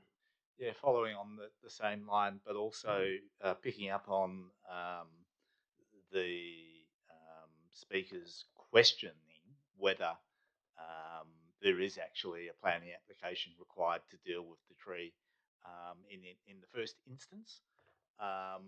And I did find their assessment quite compelling and interesting as a person that understands planning processes and the like. So is there actually, even just from the heritage point of view, so even if you took it off the list of significant trees, even with the site clearly having a heritage listing to it, which means any planning matters do have to be considered by through a planning application. Are we actually convinced that the removal of a tree is covered by our planning scheme, even with those things in place? The argument was made that it doesn't. I'm not sure if the officers would be able to answer that question tonight with absolute certainty or legal kind of backup, but I put that question because it does seem to be sort of the first thing you need to know. Thanks. The Director. It is a very interesting point. My understanding is the reason the tree was moved from the heritage listing to the register was to give it that protection. If it comes off the register, I don't believe there's anything that would stop the removal of that tree the day after. The question is essentially, does the scheme say that any tree that is listed on the register has to have planning approval? There has to be a planning application to do anything to that tree. Does the scheme actually set that as the legal process? Through the chair, I don't believe it gets into that detail. Once it's on the register, it needs protection. That's it. And I guess what the applicants are looking for is to remove it to give that flexibility for what that future development could be. It's either on the register and it has protection, or it doesn't. Councillor Archibald. Thank you. I was just wanting to check. We're talking here about the City of Fremantle's heritage list. Yes. Either of you? Yep. So, just in discussing this item, I mean, the item has got 2 parts to it, 2 trees we're talking about. So I'll talk to the Moreton Bay fig. I might just check, Councillor Archibald, that everyone is clear from that question and answer session, that we have got our questions answered. Councillor Sullivan. Well, my sense is I would encourage the city officers to actually get that matter clarified, irrespective of 195 High Street. I think we need to delve into that in a little bit more detail. And I would also suggest that if council ends up saying it stays on the list, I think we should almost consider deferring that until such time as we have that answer. Yep. Okay. So that concludes, I guess, that discussion. Councillor Archibald, do you wanted to now speak on the item? Yes, thank you. I was just really heading in the direction that if we can take it off one list, can we also take it off the other list? All right. So that for consistency. Yep. Yep. Could okay. I just put that question? I'll put that one to officers. Or to the CEO. Through the chair, there is a process for, of course, assessing heritage properties and adding and taking things off the list. So I presume that yes, there would be a way of doing that. It would just be a separate process to the significant tree register process that's outlined by LPP 2.23. Right, I'm going to encourage us to go to debate on the item because I suppose there are two possible outcomes here and then some more advice that would be needed. So, Councillor Archibald? Yes. Well, in discussing the, do we want to talk about the Moreton Bay tree and deal with that issue first, and then go back to the? To be fair, I'm happy for us to speak about the item in general. I'm going to move it in parts, and then we can also deal with alternates in parts. Okay. Well, then, in discussing the Moreton Bay fig tree, I have formed the view that I think we should not put the tree on the significant trees register for many of the reasons that have been proposed by the people who have spoken here this evening. But I think too, it does constrain the heritage building that is on the site, and I think the opportunity for the owners of the property is seriously impinged by the fact that that tree is still there. It's not in a good spot. Those trees in particular need a lot of space around them, as has already been said, and they do have a very large canopy. The fruit that drops is quite dangerous if it's over paving and bricks and that sort of thing. Having slipped on one before, and so I would certainly support removal of the tree from the tree register on the grounds that the owners did not give consent to it being listed on that register. To add to that comment, I would also ask then if the motion that I put forward gets up, the part of the motion that I put forward gets up, that we also ask the staff to assess the tree under the heritage requirements and to bring a report back to council on that. So I would add that to that part if we get to that point where I can move that alternate phrase. In discussing the lemon-scented gum, the owner of the tree is very keen to have the tree on the register, and I guess I came to, while I have certain dubious views about lemon-scented gums, I have formed the view that should the owner be that keen, then I can't see why we're not saying yes. So I would also support the motion that says that we do include the lemon-scented gum on the register. Just speaking to both those parts, and when we get to the point, if we vote down what's written, I can move something that deals with that. Thank you, Councillor Archibald. Councillor Lorber to speak on the item. Just actually a question about the process, because I want to be kind of clear about what we are proposing to do. So right now we'll debate the motion in its entirety, all the different parts. I picked up on that. And in order to substitute a part of what's up there with something that's potentially in an ultimate recommendation, as we vote on each individual part, we will have to vote down the part that's up there and then move something separately. So I just want to be very clear on how we are tackling this. Yep. So we can't amend effectively. That would, because it would go in an opposite direction. Yep. Councillor Moughlin. Thank you. I suppose when this, first came before us, or when I first read about the item and consideration, my gut feeling is that I wouldn't want to be removing a tree from a significant tree register. But also, taking into account the, I suppose, involuntary addition of that tree to the register made me think about my own situation. I have 3 very large eucalypts, nothing which compare to the Moreton Bay fig tree.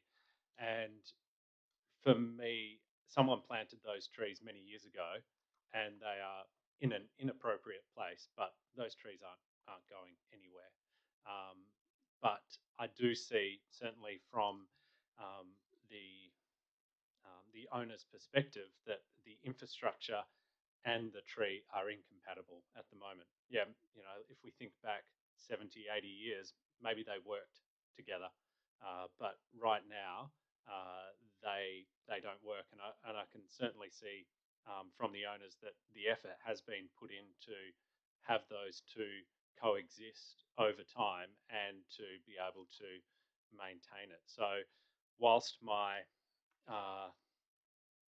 maybe my heart says I don't want to have a tree removed from a significant tree register, I am supportive of this being removed for the reasons that it is in an inappropriate location and doesn't work where it is.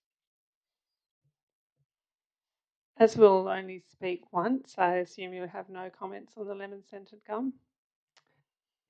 Councillor Sullivan. Thank you. I'll deal with the lemon-scented gum first, so I don't forget.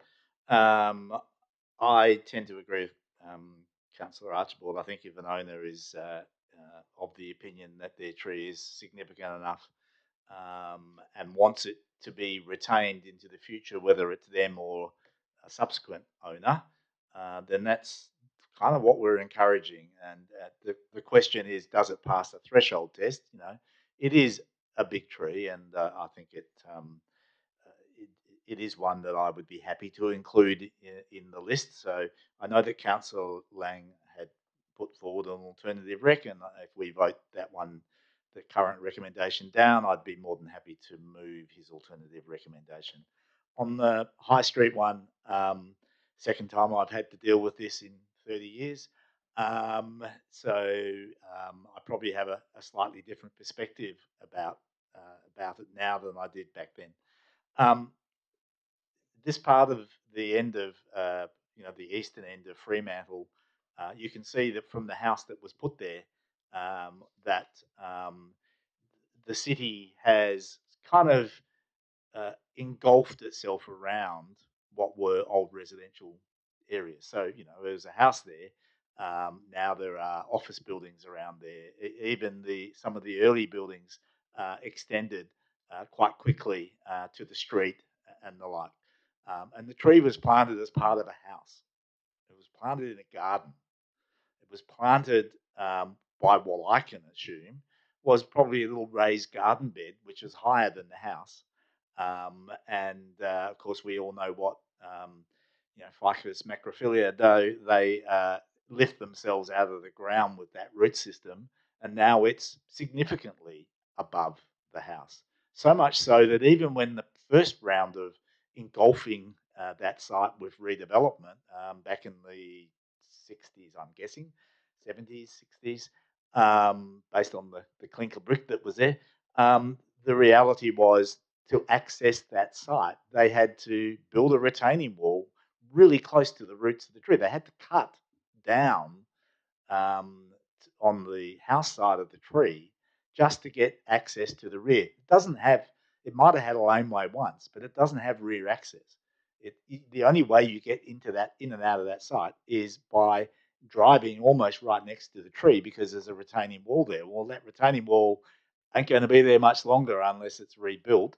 And I say that because not only does that impact on how the site is currently operating, but in terms of any redevelopment, it's only going to get worse. It's only going to be exacerbated by the location of that tree, to the point that where the owners say they can't sell the site because no developer wants to buy it, the reality is you can't really develop it and have the tree there because you will never be able to get access to the sort of parking, the sort of access that you will need. And I also wonder whether you'll ever be able to do the level of conservation that is needed to the old house, which is set right down. It's a metre or half a metre below High Street, and that's with the bitumen right up at the level of the veranda. And it should actually be another half a metre lower to protect the heritage, the limestone, the verandas, and the like. So it is really, really challenging. Any developer that looks at that site and goes, oh yeah, we could probably work around it, is kidding themselves. And they all know that. So it is blighted by the tree. That said, it's still a significant tree. No one should pretend, and no one is, I think, pretending that it's not a significant tree, but we do have we do have to look at these matters from multiple lenses, and I think that's what we're confronted with this one. And I've sort of reached the conclusion that while I would prefer the tree just to stay there until such time as the developer comes along and develops that site and does the conservation, the reality is it's not the chicken and the egg thing. It's not going to happen unless the tree is recognised for removal. Now, we could do that at multiple ways. I think Councillor Archibald's way is the cleanest. It might mean the tree gets chopped down well before any redevelopment, and so be it. I would hope that once the tree's gone, then the scope for redevelopment really opens itself up. My version of an alternative rec was to try and sort of essentially deal with the legal matter as to whether the tree could be chopped down or not, and basically make that decision now and say yes, it can be chopped down, but to time the removal of it at the time of redevelopment, which I felt was, I guess, the second neatest way of dealing with it. I know staff don't like that proposal. It's a little bit confusing in the sense that can a subsequent council overrule that or not? I felt the way it was proposed would allow us to make a decision and it to be implemented in time. The reality is every time we make a planning decision that has a 4-year time frame, it gets implemented either on day one or 4 years later. Subsequent councils can't remove it. I don't see the difference between making a decision now and allowing it to be implemented at another time and not have a subsequent council overrule it. But because of that ambiguity, if we get to Councillor Archibald's alt-rec, I'm inclined to support that and only have my alt-rec considered if that's not supported. Thank you, Councillor Sullivan. Councillor Lorver. Yeah, thank you. I'm a huge fan of getting the lemon-scented gum on the significant tree register. I think that's a beautiful tree. We went by and saw it the other day and had a really close look at it, and it is a significant tree in that part of the city, and I absolutely support putting it on along with the owners. The reason why we have tree canopy is not just because trees look great and not just because they're living things. It's to actually help offset a lot of negative effects from having hard surfaces. The urban heat island effect is a major one. The fact that we've got the well-being of people just being around trees. It dampens noise. It protects people from rain and sun and all that, the amenity that they provide. And this tree does a lot of heavy lifting in that little corner of Fremantle there, as far as doing all that. And so, while I'm very sympathetic to the people that have had this property for 60 years and have looked after this tree for a long time, I personally would prefer the approach that Councillor Thompson has put forward, rather than just removing it and then it potentially is gone tomorrow. I think signaling as strongly as we can that we are very sympathetic to a development application that gets put forward, and the need to maybe remove this tree. I think putting those kinds of notes and things around the listing of this, I think, is a much better approach because we don't know what's going to happen. It may sell, the lot may sell tomorrow, it may sell next year, it may sell 10 years down the track, but removing it means it can be cut down tomorrow. And all the things the reason why we try to protect tree canopy are actually then could potentially be gone. So if we're going to be trading that off, I would really like to know what we're getting from a development. So that's the area where I'm kind of falling right now. This has brought up a few things about the cost for maintaining significant trees, and there is a cost. And hopefully when we get the notice of motion back that we passed in December, we might have an option to potentially look at helping offset costs for people that put their trees on the significant register. And also questions like the heritage interaction could potentially be addressed as well. So I'm very optimistic that while we may not have all the answers tonight, we might be getting something in the next few months or so where we can, as a council, really get into these issues. But for myself, I really think if we can do as many things about signaling our willingness to consider development applications without removing it, would be kind of where I'm leaning to at this moment. So I'll just let the rest of the debate happen. Thank you. Councillors, and I assume you're referring to Councillor Sullivan's alt-rec there, not Councillor Thompson's, because we've not seen one from Councillor. Have we? Where's that? Oh, my God. Yeah, maybe you're right. No, not in my documents, but I might have the old copy. Excellent. Do we have further speakers on the item?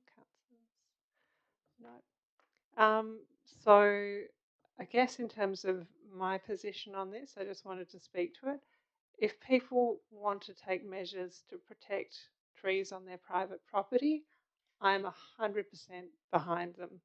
Now, you know, we do have to assess things like significance, but this Douglas Street tree, in my view, the common understanding of the word significance, it is a significant tree, and if the property owner wants to take measures to protect that tree, I think we should 100% be behind them. So I'll be very supportive of voting down the officer's recommendation and voting instead to, or considering instead the inclusion of that tree on the significant tree register. On the Moreton Bay fig, this was never something that was offered and accepted by the private property owners. It was something that almost happened inadvertently, and that's where my difficulty with this comes, because these issues were probably becoming known, and my sense is that the property owners, even back at that time, were they asked, would you like this to be on the significant tree register, at that time would have raised similar concerns to what we've had now. And I guess it speaks to some of the fears in the community around things being listed without that consultation. We know broadly our community supports tree retention on private property, but it's got to be the right tree in the right place. And this is the wrong tree in what is becoming increasingly clear is absolutely the wrong place. I go through that area. I have visited it not at 6:30 a.m, so I apologise for not seeing the cleaning efforts, but I can see how considerable they would be, and I can see that the building damage and the risks associated with that are a heavy burden. So I'll be voting against the officer's recommendation and likely supporting a recommendation to add the lemon-scented gum and to remove the Moreton Bay fig from the significant tree register. All right. Did we want to close, Councillor Kamada? Yes, thank you, Mayor Fitzharding. I think it's been really interesting to hear everyone's views on this. I'd like to reiterate your comments. I would like to see the lemon-scented gum tree added to the register for obvious reasons. I do think the Moreton Bay fig tree, as I expressed earlier, is in the wrong location, unfortunately. Beautiful tree, but it poses too many problems, and it's a lot cleaner to be able to remove that from the register, I believe.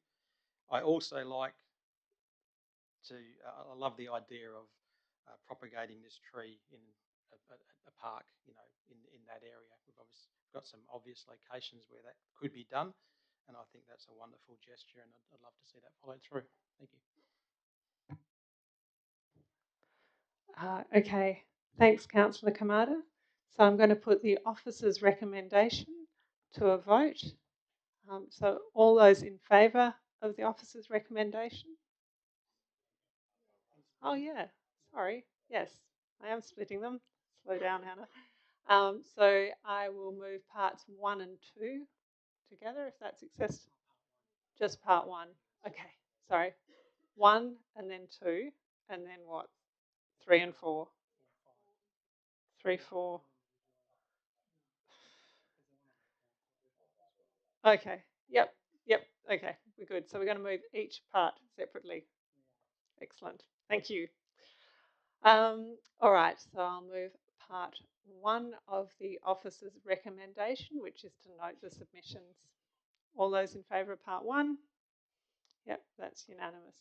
I'll move part 2, to not include the lemon-scented gum. All those in favour of part... Oh, I need a seconder. Yeah. Oh, sorry. Yeah. Okay. Don't freak me out. Okay. Part 2, lemon-scented gum. All those in favour of the officer's recommendation? And against? So that's lost. Part 3, to retain the Moreton Bay fig. All those in favour of the officer's recommendation? Okay. Are we going to be debating the alternatives or not? It's a procedural motion, so I don't know. Hang on. It's not a procedural motion.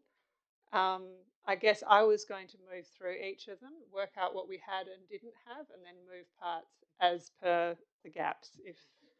Yep, that makes sense. Thank you. All right, back where we were.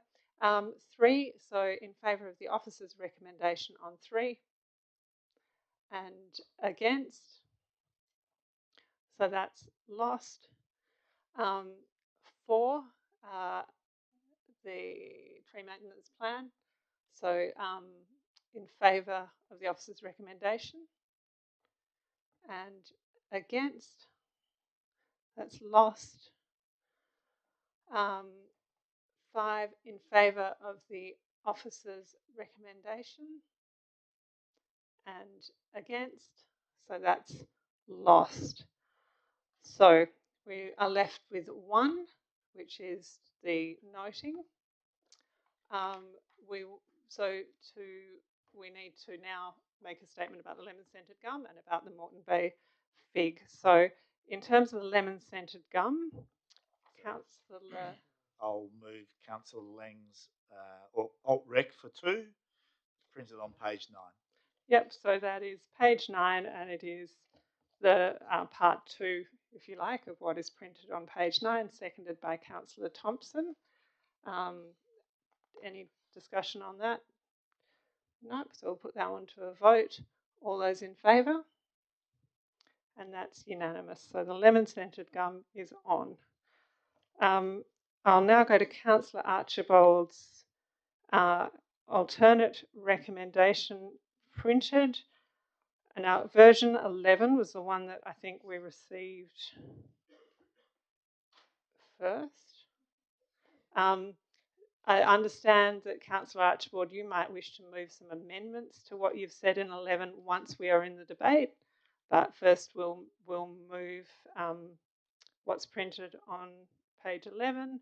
So we'll bring that up on the screen. We'll get a seconder.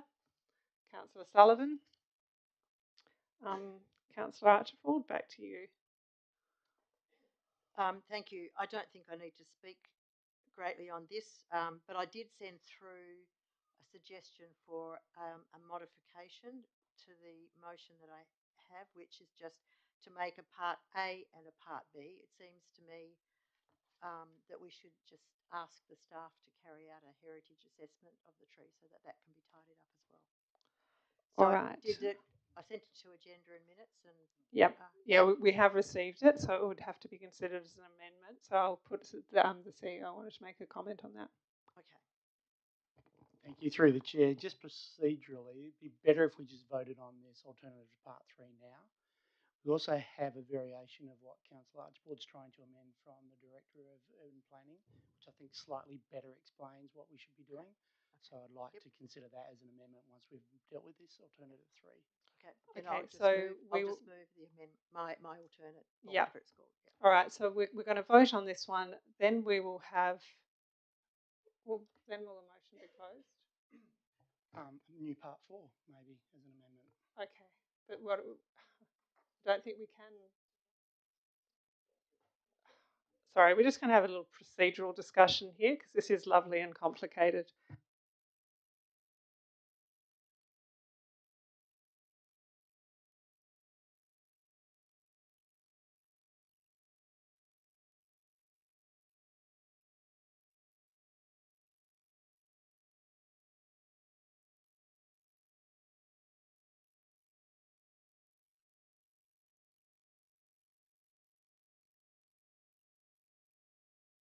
Yep. Okay, so because once we vote on this, we will effectively have exhausted things if it is supported that are on the table. I think the suggestion is that we consider what the officers have drafted at this point as an all substitute to 3 that also includes that reference to the heritage situation. So we might just bring that up on the screen if we can, have a bit of a look at that and consider whether we think that deals with the issues that have been raised.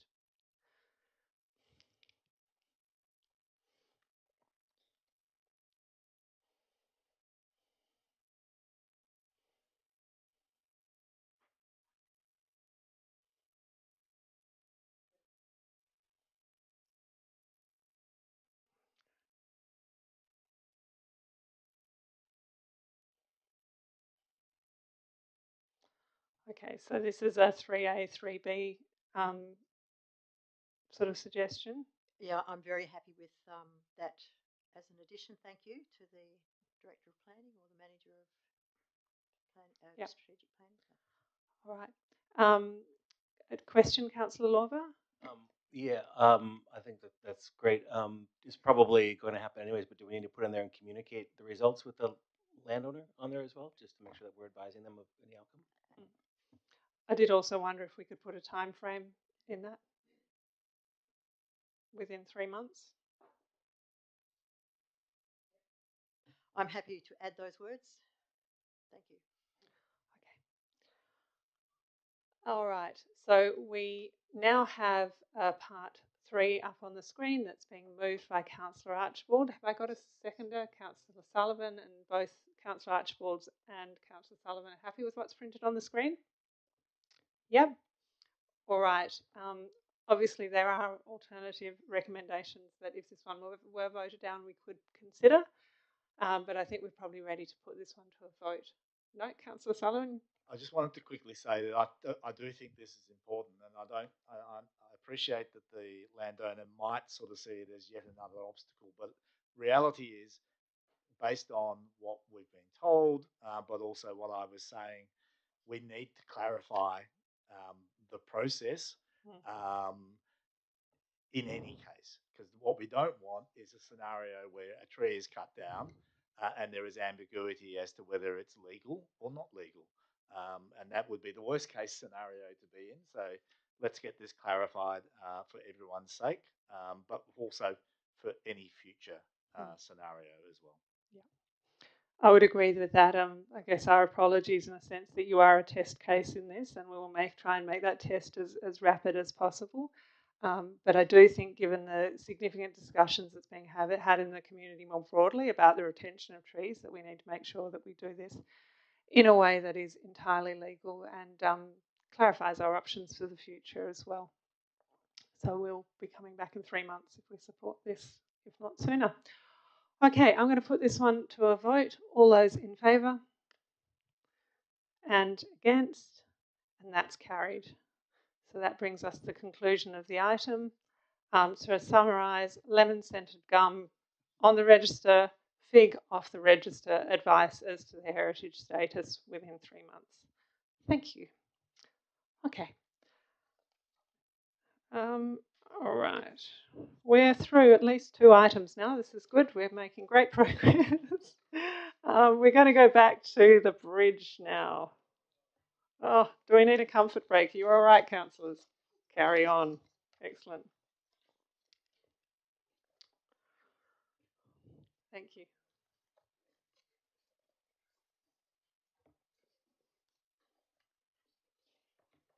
All right.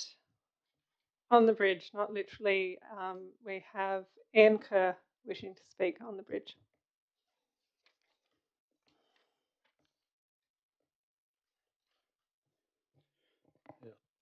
Thank you, Mayor. It has been a long and difficult road.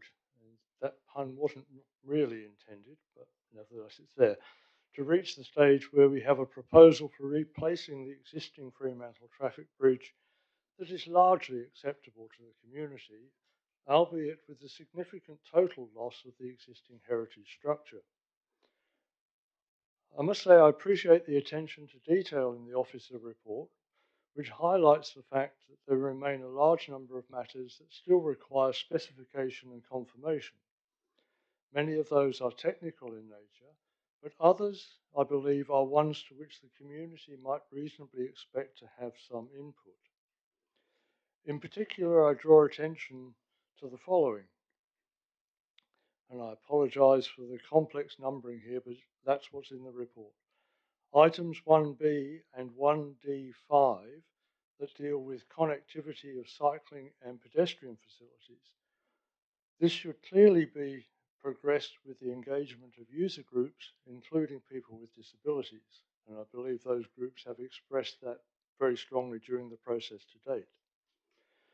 Items 1C and I think I got a number wrong there, but another item, 1D5, dealing with landscaping, especially integration with the river foreshores.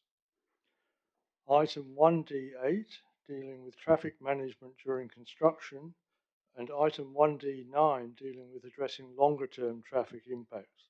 Again, these are matters which were very much front of mind during the community involvement in this process. Item 1D14, dealing with noise mitigation, where necessary to be through means other than noise walls or similar structures. I'm sure none of us wants a repeat of the High Street roundabout debacle. And I'm particularly concerned with item 1B10, dealing with the reuse of materials from the existing bridge and preservation of the remnants of earlier bridges. Item 1D11, dealing with heritage interpretation. And item 1D12, dealing with creation of an archival record. In respect of these, I strongly suggest that the City of Fremantle and Main Roads commission, perhaps through a competition, a model of the existing bridge similar to the model of the 1866 Bridge of Styx that is currently in the WA Maritime Museum, to form, in conjunction with history and heritage material already produced by Main Roads as an initial part of the consultation process, a comprehensive history of the Indigenous and European significance of the river crossing site. And that, I'm nearly there, that was the bell, and that this be installed in a publicly accessible place as a contribution to the bicentenary of European settlement in 2029. Who knows, there might even be government grants available.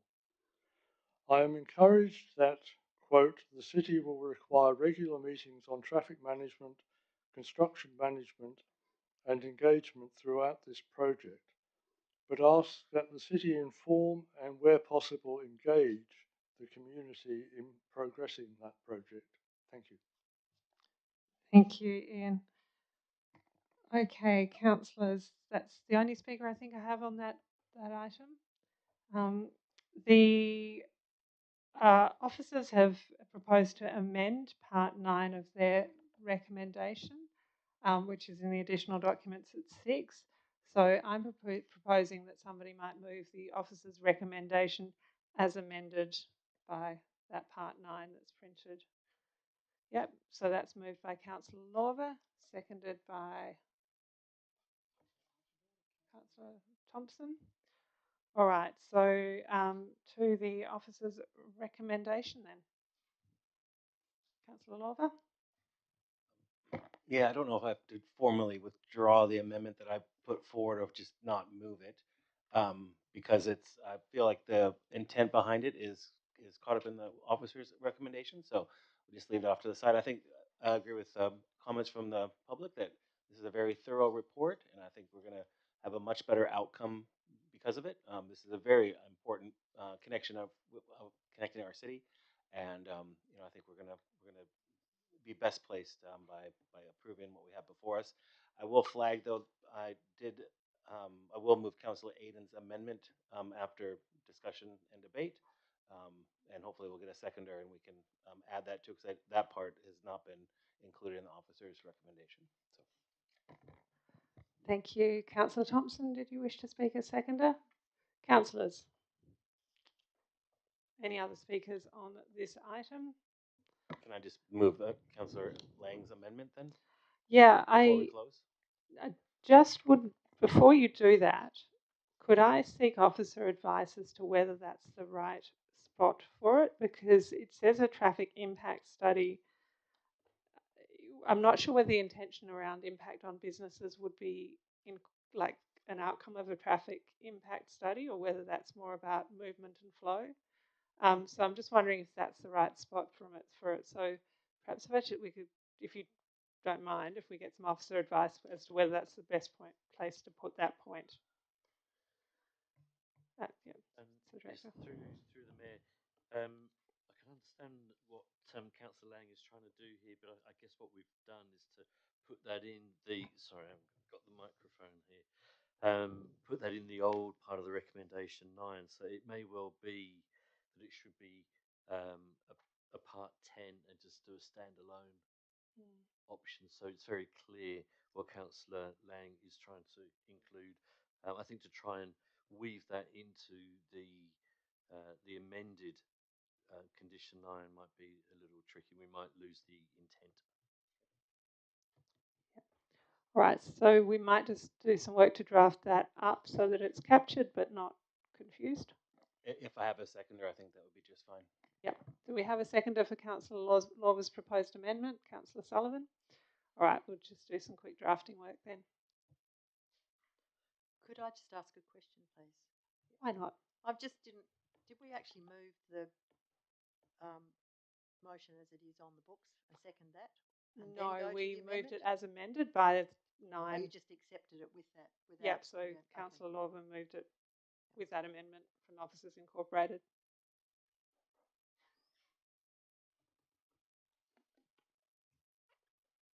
Councillor Sullivan, to speak to that? Yeah, while you're drafting, part of me wants, to say a lot, and part of me just wants to, let matters slide. We do, I think, as has been said, got to a point where some logic finally came to the design process.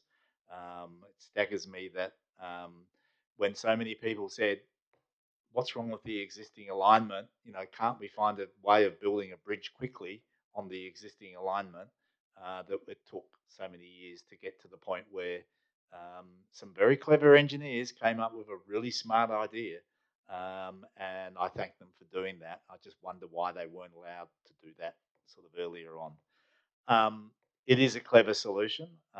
It does, unfortunately, require the removal of the old bridge. I mean, I think there probably could be remnants left, particularly down low, in the same way that the old elements are still there from the bridge before, in the water or as decks or the like. So there should be more conversation about that. I'm personally disappointed that Canning Highway won't sneak underneath and that we won't get a continuous parkland from the river to the top of Cantonment Hill. It was obviously, from my perspective, the least understood proposal, and the worst version of it got put forward in the scheme that immediately preceded this one. So I still, imagine that possibility, but accept that it's probably never going to happen. I am particularly concerned about the temporary arrangements, as everyone else here is, and particularly diverting so much traffic into Marmion Street, and wondering how it then gets down into the city. And there's only a couple of ways it can do that. It'll come down next to the Arts Centre, and without traffic lights in that location, and without sorting out how cars get from there into the city centre, I think we're going to have a lot of pain. So I know the recommendation as amended tries to deal with that, but I wanted to say publicly that if we don't get that temporary arrangement right and actually bite the bullet on some of the road improvements that actually are going to be needed anyway in time, and start implementing them well before the bridge is actually process is started, then I really worry about the negative, the detrimental impact it's going to have on Fremantle for a significant period of time. So hopefully that can happen. I encourage the government to do it. I would just say too, I know Councillor Lorva's not going to move his amendment, but I have always consistently said that upgrading the freight line on what was the world's worst version of a freight line with curvatures that just are not sustainable and that impact on the passenger lines so significantly. So any idea, any encouragements to the government to say, hang five on doing improvements to that stupid bridge and that stupid alignment, and do them once you've decided on the port, and then seriously reconsider relocating that bridge back to the old alignment where it would be far more advantageous for the Fremantle passenger line and for redevelopment on both sides of the river. Thanks. Thanks, Councillor Sullivan. So we now have the amendment up on the screen as a separate point. Councillor Lorva, you're happy to move that. Councillor Sullivan, I think you were happy to second that. Is there any discussion on the amendment, or we should put that one to a vote? All right, so on the amendment, all those in favour? Yep, so that's unanimous. So back to the item as amended. Are there any further speakers? A bit like Councillor Sullivan, I could say a lot, but I won't. Some of the key things that are, I guess, are ongoing high priority from my perspective are all the things we can do to mitigate the impact of construction, which will be significant, whether that's ferry transport, free parking, new parking at the train station. Mode shift is going to have to be a key consideration, but we know things like bike facilities are not ideal at the moment. Some of the signalisations of those intersections are also going to become key because it's extremely dangerous to turn right onto Marmion Street when you're coming south on Stirling Highway because of the lack of a signal and all the trucks. So there's a bunch of stuff that I think we really need to continue prosecuting with government.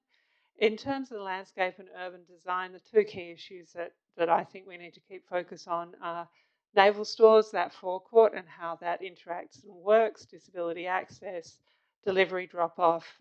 It is outside of effectively the scope of this project now, but this project can't be finished and have that looking how it is, so we need to seriously work on that with the government. I'm also really keen to get more detail about what's happening on the north side of the river in terms of connections down to foreshore. I think that's a bit of the plan that's as yet to be clear, and I think working with us, ARPLANZ in the area, and with Swan River Trust, we need to make sure there's a really good community outcome there. Councillor Van Dawson, you wish to speak on it?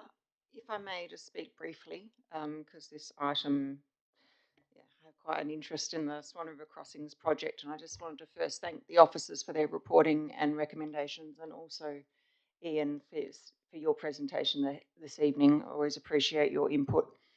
On the bridge realignment and proposal, I'm one of those that are generally happy with what's proposed at the moment, and agree that, except for the loss of all the heritage bridge, and agree that the key things that we need to look at now is the traffic management, and as Hannah, I agree with everything that Hannah said, and also to continue our community engagement initiatives, and if anything's lacking from the state government, that local council will do what we can to work through the final, more detailed design elements such as the landscaping and the heritage reinterpretation or reuse.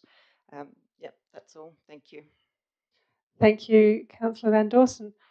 All right, so I will put this to a vote. All those in favour? And that's unanimous. Excellent. All right, councillors, I'm having a look through the remainder of the agenda at this point. I might propose that we move a number of items en bloc. I'm looking at C24026, Planning Information Report, C24027, Sole Source, C24028, Youth Strategy, and C24010, Trees on City-Owned and Managed Land. Did anyone wish to speak on any of those ones that I've listed, or can I move them on block? Councillor Moffman? 8 and 10, please. Excellent. So I could move 6 and 7 on block. Is it worth it? Yes. All right, so I'll move items 6 and 7, seconded by Councillor Sullivan. All those in favour? And that's unanimous. Getting there, people. Okay, so the youth strategy, Councillor Moughlin, did you wish to move that? I'm happy to. Excellent. Can I have a seconder for it? Councillor Lorver. Councillor Moughlin. Thank you. Yeah, I suppose the reason I wanted to speak on this is there's a couple of reasons rather. I want to acknowledge the work of staff in making this happen. The last youth plan expired in 2015, and that has certainly been a gap in how the city has engaged with a segment of our community, which is vitally important for both today and the future of Fremantle. So yeah, thank you very much for the work that went in, and also hearing this evening the engagement process that was undertaken to inform the development of the strategy, I think goes to the essence of the city of Fremantle and the community in which we are part of, in that when I came to think about this plan, I wasn't going to, I'm not going to comment on the content because it's not my plan. This is the plan of, people in our community who have gone out there and engaged with their peers and sought the input and have been supported in developing what they want to be able to see as part of our community and their community going forward. So, yeah, really applaud staff for taking that path. Going to the actual plan aspect, I also just wanted to call out two parts which are really important. Over the last election campaign, heading out and about, and if you knocked on the door of a parent with a teenage child, it was pretty likely that they would speak about a lack of activity for kids to do in Fremantle. And often they would point to neighbouring communities or neighbouring local government areas who were able to provide better outcomes for youth as part of that. So particularly the engagement with local schools, I think, is vital and an important part of how that plan progresses. And I'm also really happy to see that the plan includes considerations of improvement to infrastructure. Those spaces for kids to hang out and hang out safely, I think is, if we consider really the areas outside of the CBD and particularly the Youth Plaza, there aren't that many of those hangout spaces for kids. So I'm really keen to see what comes from that. And just a couple of minor points on this strategy, which I'll just make a request of staff to have a look at, which I think maybe we aren't as clear as we could be. So in the strategy itself, I think some of the wording refers to that there are 1,500 students going to school in high school in Fremantle. There's well over 5,000 kids who would be going to high school in Fremantle. So if we're talking about Fremantle residents going to school in Fremantle, maybe that just needs a little bit of a clarification in there. And I think there's just a couple of other wording points around those similar aspects. Sorry, I've scrolled down to the plan itself. I'm just going to come back to that section. And I'm happy to point those out to staff offline if that's easier. But I really applaud the efforts of staff to make this happen, and look forward to the outcomes that come from that. Thanks, Councillor Moughlin. I might also take the opportunity to speak on it briefly because we are discussing it. There's a couple of things I really like here. When I was first elected mayor, I was like, can we have a youth mayor? Can we have like a young person who comes in and like tells me what they're thinking? And that's a really naff idea that, a 40-something-year-old person might have. It's not the right way to engage, and I acknowledge that now. But what the team have done is that they've gone out and engaged in the right way with young people, for young people, by young people, and got got to a plan, which maybe took a bit longer, but that can genuinely reflect the desires of young people for our city. So I absolutely applaud that work. What we got instead actually are some programs that will give us the voice of young people. And I think seeing tonight Ali coming and sharing the voices of some of the people who've contributed to that is only the start. And I'm really excited that the programs that we're looking at running for young people are all about empowering them to come and tell us exactly what they think, which is super important. So a plan is great, a strategy is fantastic. I'd also acknowledge that the staff took on some feedback around it being a little wordy and have produced a really succinct version of it, which I think is hugely important too. But the actions that are going around that now and that have commenced in terms of the youth programming and engagement are probably the thing that will have the most enduring legacy for us at council. So big thanks to everyone who contributed to that. Okay, should we vote on this one? All those in favour? And that's unanimous. All right. Well, going in order, the Verge Garden policy and the Friends of Group policy, I understand there's a desire to defer those. We'll have to defer them, I suspect, one by one. Are we doing that through moving them and then moving a deferral? Yep. Okay. So let's move C24029, the Verge Garden policy. And seconded by Councillor Moughlin. It might be useful for Councillor Archibald to maybe speak about the intention of deferring this one, and well, we haven't moved a deferral motion yet, so steady up. I've got two motions on these on the books, so I would like those to be considered. But essentially, it's just to give them a bit more time to be discussed. There's been some really interesting discussions happening, particularly in White Gum Valley on Verge Gardens. But I did speak to Councillor Lang also, and so we felt that the Friends of groups also often interrelate with what's happening with Verge Gardens and that sort of thing. So I understand that the manager for Parks is happy for the two to be discussed together. It makes sense. So it's really just a matter of having that discussion, seeing if we're really comfortable with where it got to, and looking at some of the things that we might consider, or some of the things that community may aspire to be supported with, and just how practical some of those things really are. So it's a very general thing, and then we just bring it straight back when it's kind of wound up. So for both of them, I've said the same thing.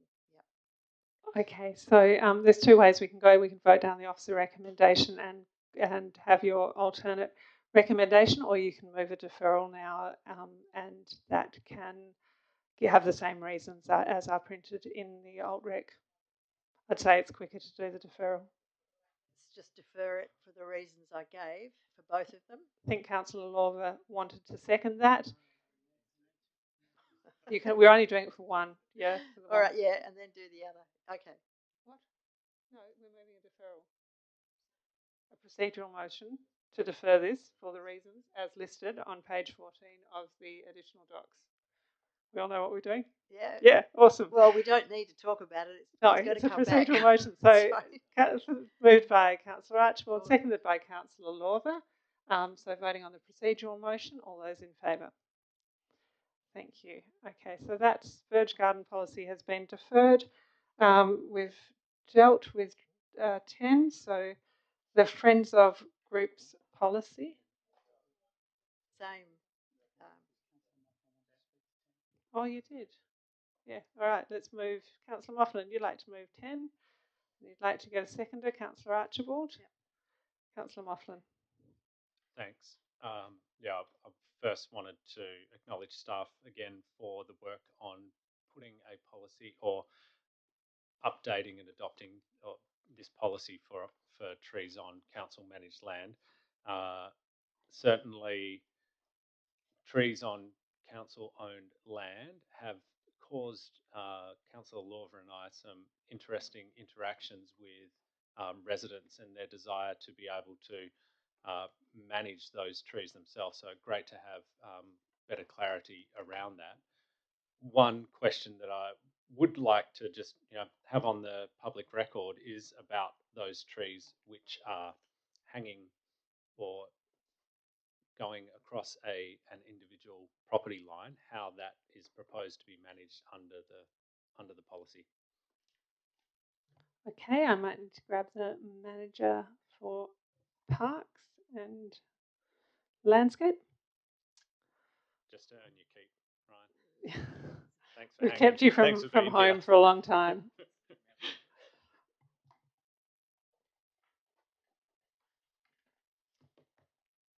Thank you. Through the chair. Sorry, I'm just trying to find the wording in the policy.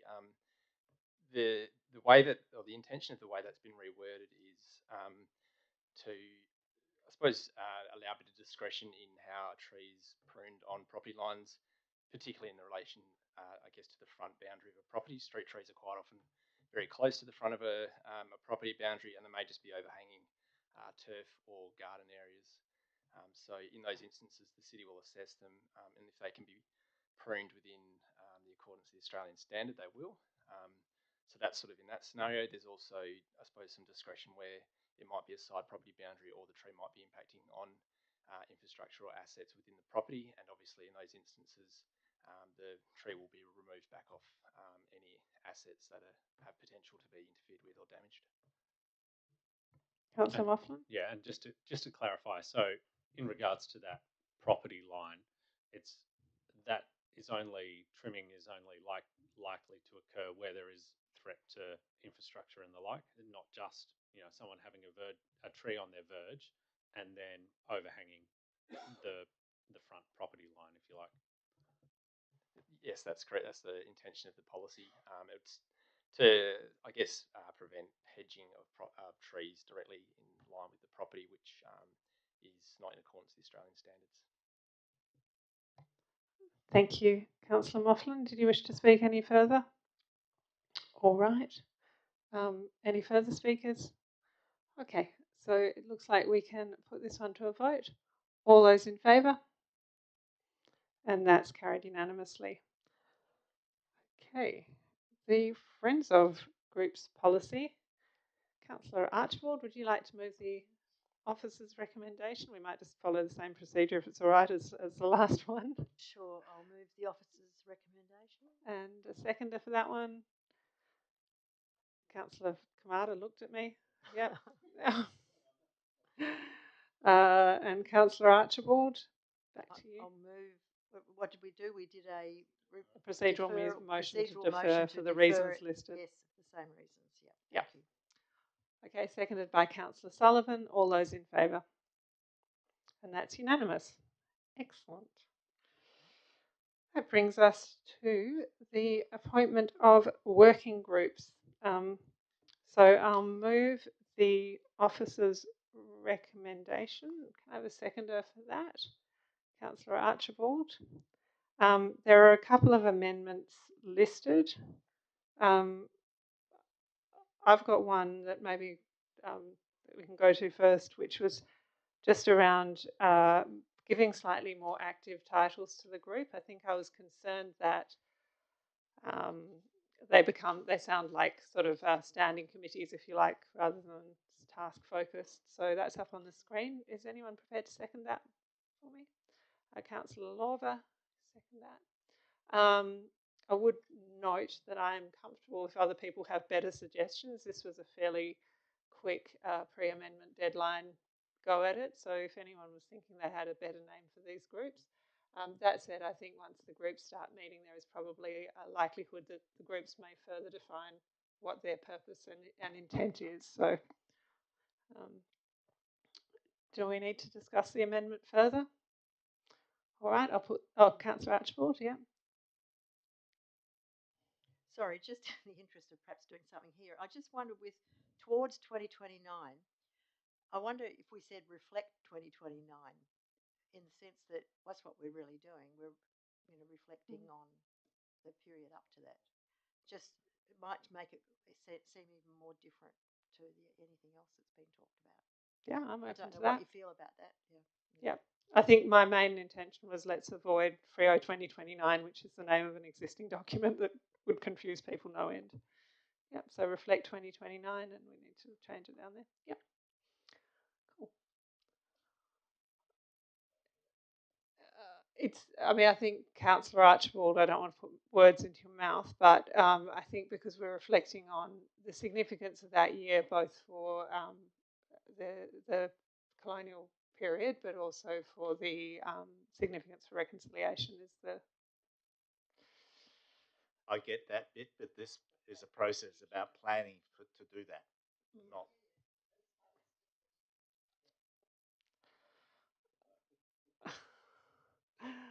Okay, we could get quite bogged down in this.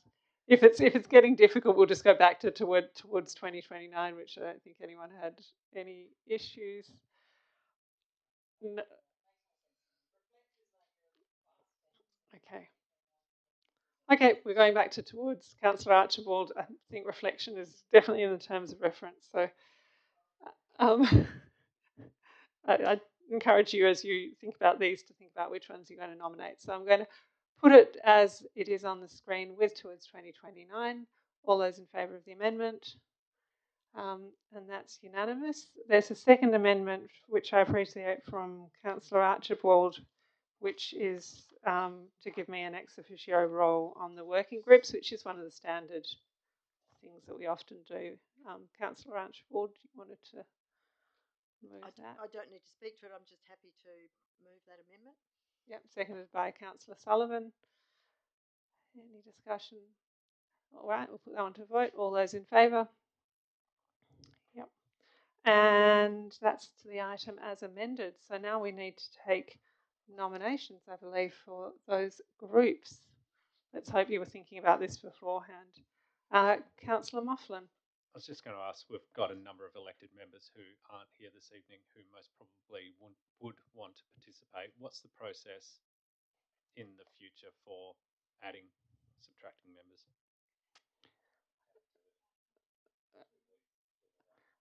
We could potentially fill it out in 2 weeks' time, although some of these might want to get started. I'm not sure. Thoughts?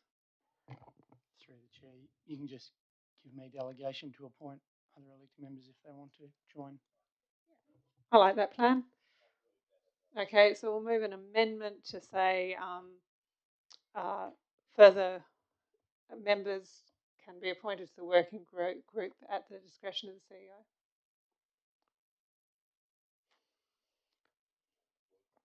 Yeah, that kind of business. Seconded by Councillor Sullivan. I think we trust that the words will be right. All those in favour? Yep, excellent. All right, so I don't know what the best process for nomination is. I think there's a unrestricted number of boxes here, so it really is a case of me maybe going through each of those and understanding who would like to nominate for them. So, Economic Development Strategy 2024, who would like to be a part of that working group? Councillor Van Dawson, Councillors Moughlin, Archibald. Okay.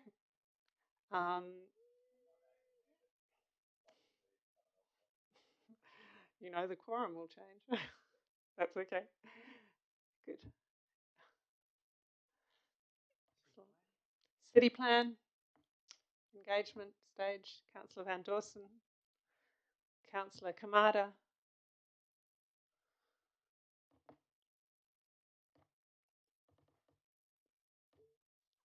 I'm looking expectantly at Councillor Sullivan. I'm getting nothing.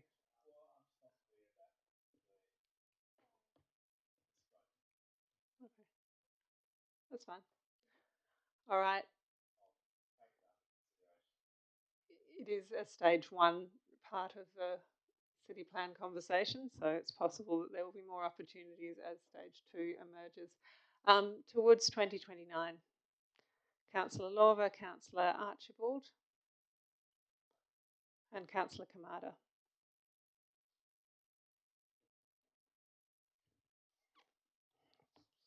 All right, well, we're off to a good start. And obviously those councillors who are not here tonight will have the opportunity through the CEO to add their names to the list. Councillor Archibald. Thank you. I just want to say that I am quite interested in the city plan engagement, but I know that I'm on 2 other groups. So if you only end up with 2, I'd be very happy to join that group. Let's just pop you in there and see what happens. Yep. You're not taking anything away from anyone else by joining. So it's really the dedication of your time is what you will be giving. All right. If we're all comfortable with that now, yep, I'll put it to a vote. All those in favour? That's unanimous. Thank you, everyone. We have no committee and working group reports, but it looks like we'll be getting some in the future. No statutory reports, no motions of which previous notice has been given. No urgent business, no late items, no confidential business. So I will declare the meeting closed at 8:42.